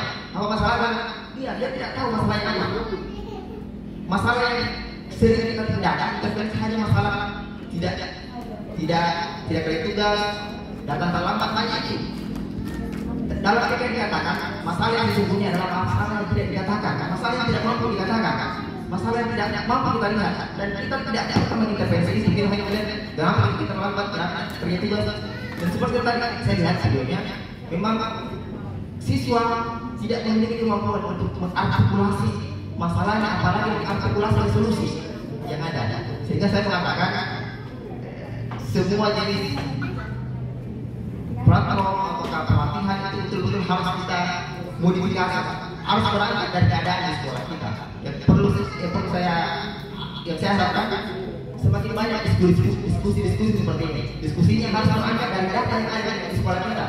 Data di IPA berbeda dengan data di IPS. Mungkin IPA bisa kita ajak diskusi, tapi di IPS tunggu dulu. Banyak termasuk kajian kelas Pak. Ada kalau kita ingin meminta kajian kelas di itu mungkin kalau siswa mau jujur, mereka mengatakan saya mau viral Pak, saya mau bodoh Pak, saya mau datang terlambat tetap boleh masuk. Itu keyakinan kelas kalau mereka mau jujur terhadap dirinya. Saya rasa itu Pak. Terima kasih. Oke, terima kasih banyak. Kasih aplaus dulu teman-teman. Kira banyak beban masalah yang harus kita lihat. Jadi tadi kalau saya katakan bahwa ini bukan hal baru. Bagaimana posisi tawarnya di sekolah ini relevan apa tidak? Bagaimana langkah yang misalnya lebih bijak yang dilihatnya? Bagaimana masalah itu bukan hanya tampak, tetapi yang tidak tampak itu sebenarnya substansi dari masalah. Titik poin seperti itu. Saya akan menjawab mungkin sedikit Pak bahwa atau masih ada yang bertanya? Kita jawab dulu ya sambil menunggu. Sebenarnya jejak rekam untuk menjadi anak IPS itu saya sering diskusi sama Pak bahwa hal yang ditawarkan ini adalah selalu berposisi ideal. Ini posisi idealnya, restitusi keyakinan kelas itu posisi yang ideal. menempatkan ini posisi yang ideal. Tapi bagaimana pertanyaannya kalau idealitas masalah tidak bertemu dengan ekspektasi yang sebenarnya? Harapan tidak bertemu ekspektasi pasti akan menjadi pokok permasalahan. Kira saya katakan bahwa semakin banyak peluru, satu peluru bisa mengeksekusi misalnya satu kali, tetapi semakin banyak peluru yang kita dapatkan, maka semakin bijak kita mengolah sesuatu. Sama dengan pertanyaannya tadi, kalau beribu trik yang kita lakukan, banyak varian yang kita ketemukan, maka adonan seperti apa yang bisa kita lakukan. Masakan seperti apapun mampu kita lakukan dengan baik. Sama dengan pertanyaannya tadi, bagaimana realitasnya? Kalau anak disuruh membuat keyakinan di kelas, pasti yang ditulis kalau anak ITS gondrong pirang, rambut panjang, sandal jepit, inspiring, it's okay. Tapi ingat, ini adalah tataran ideal yang harus kita lihat berdasarkan asupan yang berjamaah yang lebih baik. Kalau memang ada yang lebih baik yang menginginkan hal yang lebih baik di antara komunitasnya, kenapa kita tidak menggiring hal yang lebih baik ini supaya mereka sadar dan mereka? Jadi restitusi itu hanya sebagai win-win solusi untuk melihat permasalahan kecil. Solusi sebelum kita lemparkan ke namanya bimbingan kosong ini. Solusi sebelum kita lemparkan kepada keputusan yang lebih tinggi. Supaya apa? Supaya menggiringnya. Benar dikatakan tadi, saya lebih banyak bercakap kepada muridnya. Seharusnya lebih banyak curah pendapat itu adalah muridnya yang lebih banyak. Supaya apa? Titik temu permasalahan itu kita dapatkan. Tapi tadi hanya sebagai varian pembanding saja. Jadi varian pembanding bagaimana namanya bahwa membagi 3 langkah yang harus kita lihat dalam melakukan pola pendekatan yang bijaksana kepada murid itu. Salah satu langkahnya adalah mengadakan restitusi. Tapi intinya tidak semua restitusi. Tapi untuk poin-poin yang lainnya saya yakin dan percaya tidak ada substansi keilmuan yang berdiri sendiri. Tidak ada seseorang yang mampu berdiri kokoh pada posisi dirinya sendiri. Hal yang paling penting adalah sekolah kita ini ibarat kapal. Tidak mungkin nakoda yang bisa menggerakkan sendiri. Butuh awak-awaknya, butuh poin-poin yang lainnya, butuh orang-orang yang lainnya. Jadi sesalah apapun yang dilihat oleh sekolah kita, ayo sekolah kita tetap pada posisinya, kita akan mencari solusi. Ingat, budaya positif itu bukan mencari titik temu permasalahan yang diluber kemana-mana, tetapi bagaimana mencari solusi yang tepat untuk ke depan. Saya sudah lakukan Pak. Artinya bahwa kalau berbicara lebih banyak kontribusi positif untuk pendekatan kepada rekan-rekan anak-anak kita, saya sudah lakukan. Mulai dari anak seperti apa, saya pola pendekatan seperti apa. Mulai seperti apa, pola dialog seperti apa. Diskusi-diskusi positifnya seperti apa. Yakin saja banyak trik dan cara yang bisa kita lakukan. Salah satu tawarannya adalah seperti ini. Mungkin seperti itu, atau ada tambahan dari rekan saya persilakan yang mau. Oke, saya persilakan kepada Ibu Hamina. Oke, terima kasih atas kesempatannya. Saya mencoba memberi informasi dari pertanyaan terkait bagaimana fakta yang terjadi di sebelah kita. Yang kami paparkan hari itu adalah kayak teori yang kami dapatkan selama proses. Tetapi saya yakin di sekolah kita ini punya kekuatan yang mampu untuk mewujudkan salah satu dari solusi yang kami tawarkan tadi. Saya rasa permasalahan-permasalahan yang terjadi di sekolah kita pada pendidikan pada umumnya itu bisa dirasakan dengan kita bersama-sama, seperti animasi yang dilakukan tadi Pak Asari, bahwa ketika kita mengumpulkan kekuatan, permasalahan apapun itu akan teratasi. Hanya kalau kita saling mencela, mengoreksi, saya rasa di komunitas belajar yang kita bentuk di sekolah ini adalah wadah untuk kita mengeluarkan semua kekuatan kita bersama. Saya rasa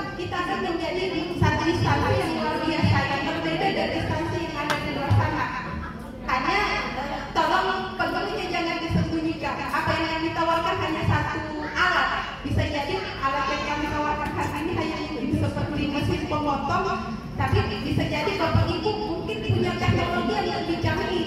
Nah, wadah NPOS inilah yang menjadi kita berkolaborasi bersama.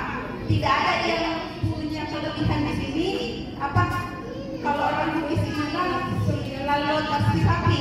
Setiap kita punya keunikan dan kelebihan. Begitu juga siswa kita yang sedang kita tuntun ini. Saya rasa yang perlu saya sampaikan. Assalamualaikum warahmatullahi wabarakatuh.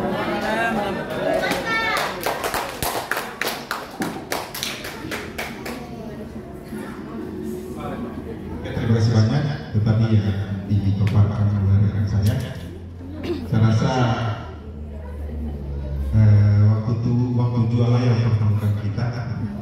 Jadi waktu jualan yang membimbing kita untuk mengingatkan kita ada fase-fase terakhirnya sesuai kegiatan. Tapi sebelumnya saya persilakan kepada Bapak Kepala Sekolah untuk merefleksi apa yang kami lakukan sekaligus menutup kegiatan dan hormat. Apabila itu berwalidaya, assalamualaikum warahmatullahi wabarakatuh.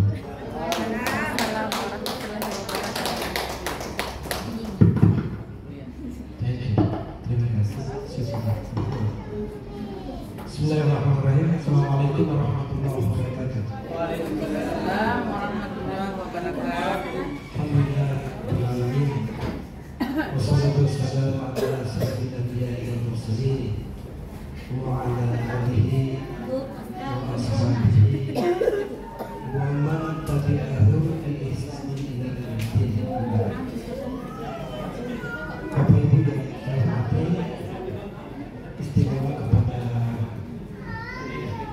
4 calon guru penggerak angkatan 10 yang ada di SMA pertama tentu saya ingin menyampaikan terima kasih atas inisiatif ini, atas apa yang kita lakukan hari ini.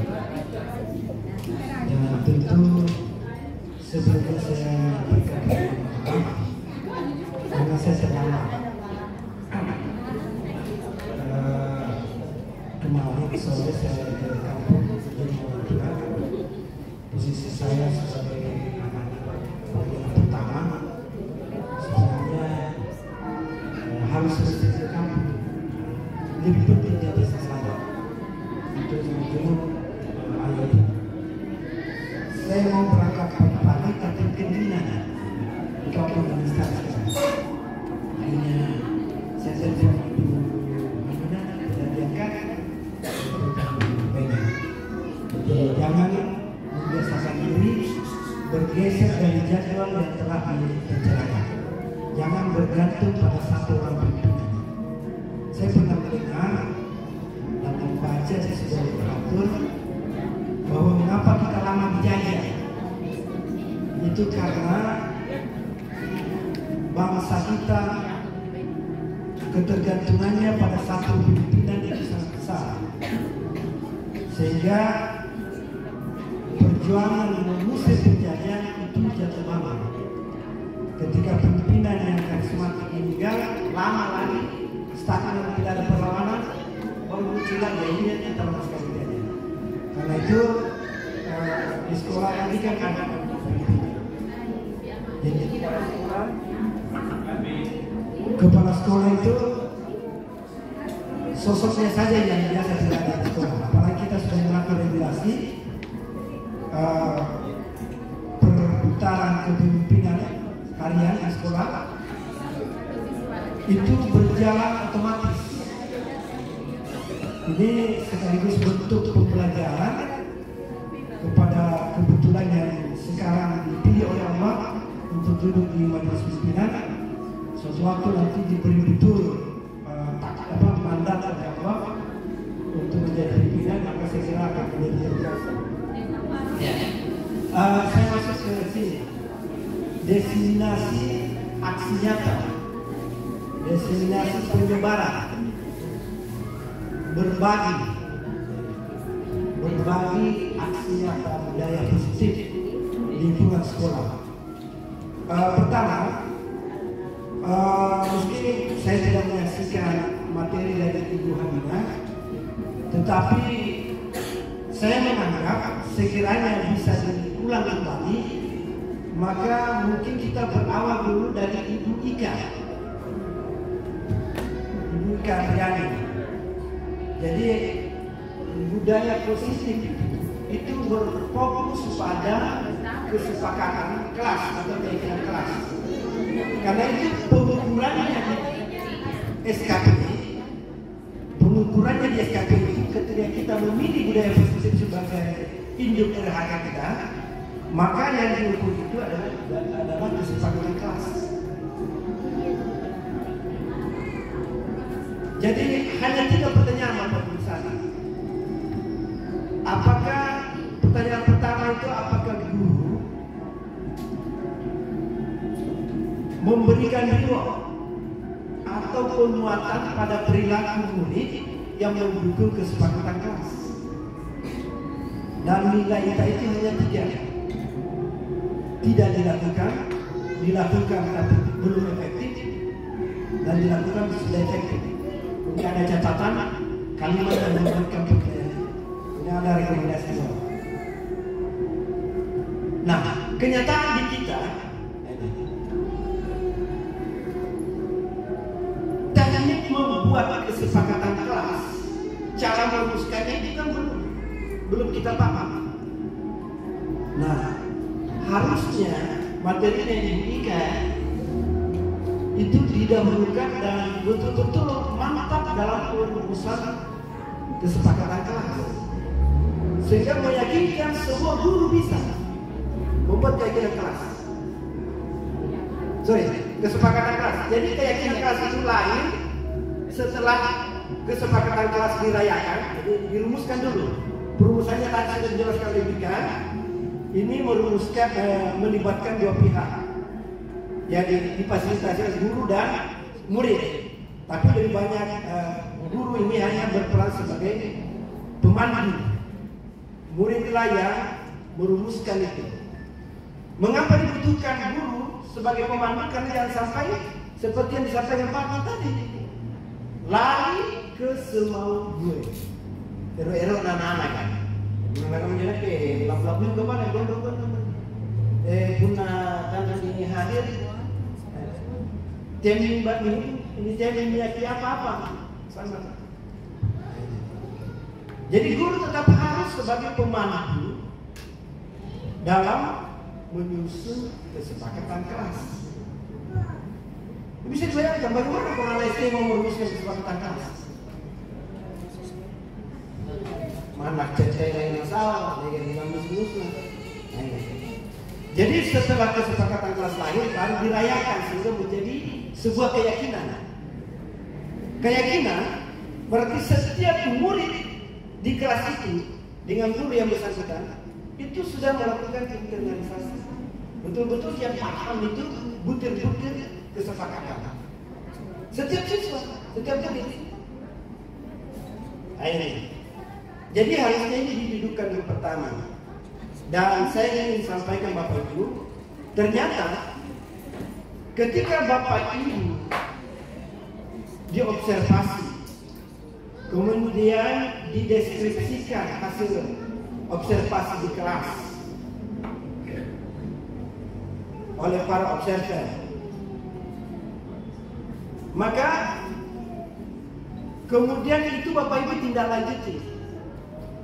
Tidak lanjut itu kemudian dilihat lagi oleh observer atau langsung sekolah. Jadi tidak lanjut. Setelah dilihat, maka Bapak Ibu melakukan lagi refleksi. Di refleksi itu Bapak Ibu hanya 3 yang diminta: tantangan atau kesulitan yang Bapak menghadapi, apa upaya untuk mengatasi kesulitan itu, dan yang ketiga bagaimana kinerja. Kepala sekolah sebagai observer itu hanya mengambil kesimpulan dari narasi yang Bapak Ibu bangun. Kepala sekolah tidak punya hak untuk mengintervensi. Jadi ketika Bapak Ibu mengatakan bahwa tantangan yang saya hadapi karena kurang sarana, sarana prasarana, kurikulum yang berubah-ubah atau apa, maka kepala sekolah, saudara-saudara akan selanjutnya ditanya,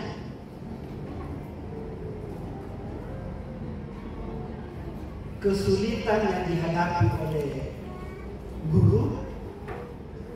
Satu, ini pilihan, berada di luar dirinya, berada dalam dirinya, yang ketiga berada dalam dirinya dan sadar dampaknya. Kalau seperti tadi, Bapak Ibu tulis kesulitan yang dihadapi adalah kekurangan sarkas, kurikulum yang berubah-ubah, atau teman yang tidak harmonis. Maka kepala sekolah akan mengatakan, oh berarti tantangannya ini dari luar, ya kan? Dari luar dirinya. Yang kedua, upaya mengatasi kesulitan itu. Upaya mengatasi kesulitan. Bapak Ibu akan membuat narasi, akan berdiskusi dengan teman sejawat, akan berdiskusi dengan atasan, akan membuka ruang dialog, akan melakukan penelusuran literatur, akan melakukan pendalaman modul di PLN. Kepala sekolah ditanya, di pertanyaan selanjutnya ditanya, bagaimana tindak lanjutnya dulu? Ada upaya tindak lanjut. Upaya tindak lanjut sesuai dengan ekspektasi atasan. Yang ketiga, menyenangkan siswa, efektif pada murid. Baru kinerja. Ini Bapak Ibu perilaku kinerja ini, praktek kinerja ini saya tidak bisa intervensi. Saya tidak bisa ubah. Misalnya ada yang rendah, maka saya tidak bisa perbaiki. Tidak bisa perbaiki. Jadi kembali ke sini, betul-betul Bapak Ibu harus perhatikan itu. Kalau budaya posisi ini, sasaran kita, maka Bapak Ibu harus kuasai kesepakatan kelas dan hal-hal yang bisa memuatkan keterlaksanaannya. Jadi kalau tidak bisa merumuskan kesepakatan kelas, tidak bisa mengawalnya dengan baik, misalnya ada yang melanggar kesepakatan kelas, Pak Sekali tadi sudah mencoba bagaimana restitusi, mendudukkan kembali, ada substitusi, ada restitusi, membedakan? Kalau substitusi mengganti, kalau restitusi mengembalikan itu. Jadi Pak Sekali istilahnya mengembalikan kehidupan, maksudnya mengembalikannya pada situasi yang normal. Itu restitusi. Ya mungkin karena belum sampai ke coaching sehingga ada hal yang terputus tadi ketika mencoba menampilkan video. Jadi ketika anak diantar untuk kembali ke keadaan normal, itu harusnya lahir dari ungkapan dia sendiri. Tidak kita semacam ada penyuapan sedikit, kan ada keinginan kelas. Nah, kembalilah ke situ. Kita mencoba mengantarnya sehingga dia melihat, oh iya Pak, ada keinginan kelas. Itu kan belum masuk ke teknik coaching, jadi karena nanti akan dipelajari selanjutnya. Ini kan sampai loka 7 Bapak, panjang perjalanan. Mereka baru mau masuk ke loka 2. Jadi kalau ada keputusan itu, dan yang bisa melihat ada keputusan itu kan hanya orang yang pernah melihat itu kan. Ya. Jadi kembali ke budaya positif yang menjadi sasaran utama. Ya, saya salutnya karena alhamdulillah memang berdasar di sini sesuai dengan pilihan hierarki kita. Ya, CDP terima kasih banyak sudah menajamkan ini. Jadi Bapak Ibu, apa yang Bapak Ibu tulis dalam narasi di praktek kinerja itu yang diterjemahkan oleh sistem untuk menempatkan Bapak Ibu apakah di bawah ekspektasi, sesuai ekspektasi atau di atas ekspektasi. Kalau pertanyaannya 3 kesulitan yang dihadapi, lalu kita menjawab PLN 1, PLN 2, apa kaidahnya? Akhirnya sistem menerjemahkan di bawah ekspektasi. Saya bolak-balik mau merubahnya, tidak bisa kan? Ada beberapa teman yang saya tempat curhat, bagaimana ini? Saya mau merubah ini, masa di bawah ekspektasi? Saya mau. Lain halnya yang kedua, perilaku kerja. Perilaku kerja itu Bapak Ibu tidak bisa akses tuh. Betul-betul hak prerogatif kepada sekolah. Bagaimana perilaku tak, karakter tak. Itu tersembunyi, kita tidak lihat. Itu ada 7 di situ. Orientasi pelayanan sampai kolaborasi. Ada harmonisasi, kemampuan menerima perubahan. Dia pun bisa selektif. Ada di situ indikatornya. Tidak menghargai, loyal juga ada di situ indikatornya. Bagaimana penghormatannya kepada atasan. Tapi yang berubah-ubah ini loyalitas, penghormatan kepada atasan. Nek baik disuruh cekek-cekek, orang disuruh. Tapi ternyata itu kita sama gitu kalau kita menulis nilai dia dan anak ini sama guru itu menulis nilai untuk kita. Tidak ada itu kayaknya kebencian di mana pun balik dengan anak tak pernah disahkan ini dan saja lagi. Padahal lagi itu delak juga banyak keseruan dan tidak peduli. Tidak mungkin ini kan dianggap saja ada kecil dan anak ini. Jadi perilaku itu saya bisa ubah. Dan alhamdulillah yang semua yang saya periksa tidak ada di bawah ekspektasi perilaku kerja. Andai pun ada, saya diberi kewenangan untuk merubahnya karena di situ ubah. Nah, itu yang saya sulit itu yang di praktek kinerja, makanya praktek ini karena saya berharap di semester depan masih kita angkat. Kita masih kalau panjang umur, kita masih bersama. Saya berharap kita masih dari positif supaya tahu, supaya jadi saya estimasi saya pasti nilai tak akan lebih bagus dari semester ini. Ini susahnya SKP ini dibuat berdasarkan tahun anggaran Januari Desember. Pada tahun pembelajaran dari Juli. Jadi saya tapi tidak apa-apa kita terus. Saya berharap di semester depan ini, semester Gaza, Juli Desember masih ini kita angkat dan kita sudah kuasai betul-betul setiap guru yang diobservasi ada kesepakatan kelas, ada keyakinan kelasnya yang anak-anak yang diajari. Terus setiap guru betul-betul nampak memperhatikan keterlaksanaan kesepakatan kelas, keyakinan kelas itu. Karena itu yang ditanya. Kalau misalnya ada diktumnya misalnya terbangun rasa cinta sesama siswa saja. Apa indikatornya? Misalnya ketika ada siswa yang tidak punya pulpen, ada betul-betul ada murid yang hanya punya pulpen. Itu kan bentuk kecintaan pada saudaranya. Katakan gitu ya. Berarti guru mau perhatikan itu ada betul catatnya. Mau tidak lolos dari pengamatannya. Nah, itu. Jadi ketika observer masuk.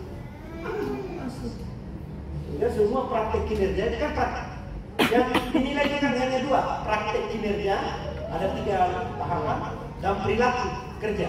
Perilaku kerja ini hanya 7 dan tidak usah khawatir ini Bapak. Mana boleh ajar-ajar kan, ajar-ajar gimana boleh timbal kiri tetap bagus belajar. Saya jamin. Perilaku kerja yang saya tidak bisa selesai di praktek kinerja. Itu. Jadi diperhatikan baik-baik. Nah, khusus pada CGP tutupnya, khusus pada CGP, saya mau setelah kita berdiskusi panjang, ini ada semacam rekapitulasi kondisi real di sekolah dulu.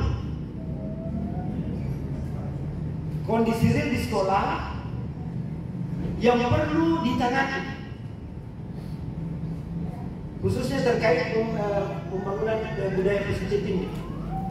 Jadi ada kondisi real seperti ini, supaya tidak seperti yang disampaikan Pak tadi. Ini seperti apa yang orang berbicara di atas mercusuar saja, tidak membumi. kedisiplinan. Bapak Ibu CGP coba menggambarkan itu. Merupai apa yang tidak bagus. Terus di sebelahnya ada upaya real, prakarsa. Prakarsa dari CGP, apa yang bisa dilakukan untuk mengatasi itu yang jelek itu. Jadi saya kira begitu. Ini juga terkait dengan yang saya semester depan saya akan mengambil RHK, fokus RHK itu ke visi dan misi sekolah, sehingga saya membutuhkan data itu. Jadi harus ada kondisi real, kondisi yang ada di sekolah, kondisi yang Bapak Ibu dalam penilaian Bapak Ibu tidak baik, tidak disukai. Terus apa yang harus dilakukan untuk memperbaikinya? Jadi ada kan prakarsa perubahan. Sebenarnya harusnya sudah selesai ini. Kan di 4 yang dilaporkan untuk pendampingan yang 2 itu kan dari A sampai D itu kan sudah didiskusikan dengan kepala sekolah harusnya kan. Nah, tapi tidak apa-apa, kan masih ada waktu ini.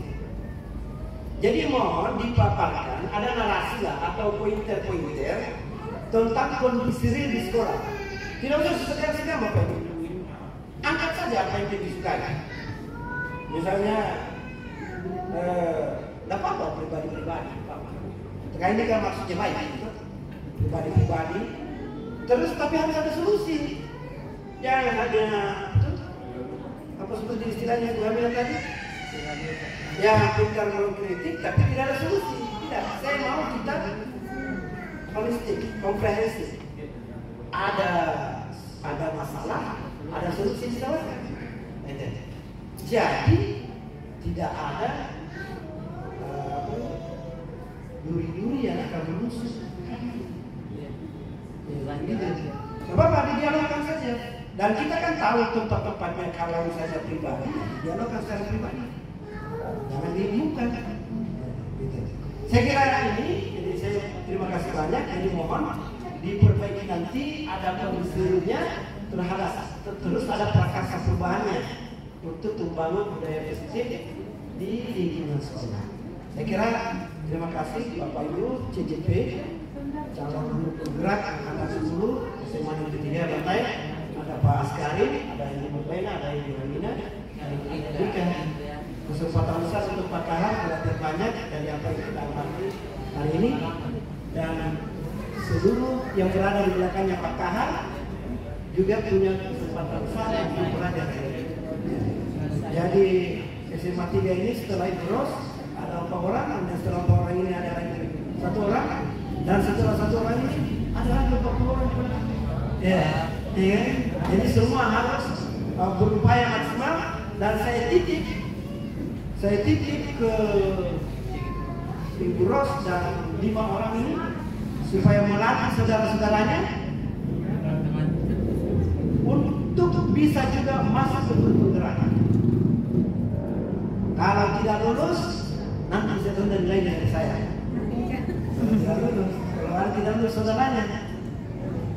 Terutama yang sulit itu di penulisan esai harus internalisasi, karena kalau dibantu boleh dibantu tapi harus paham. Karena ketika diwawancarai itu lagi diwawancarai. Kalau dia ada esai dengan hasil wawancara, itu tidak lulus. Atau terkesan mengada-ngada. Itu. Nah, kan itu jalannya esai terus wawancara, simulasi wawancara. Simulasi mengajarkan pekerjaan sehari-hari. Saya kira ini Bapak Ibu, terima kasih banyak. Bila itu, assalamualaikum warahmatullahi wabarakatuh.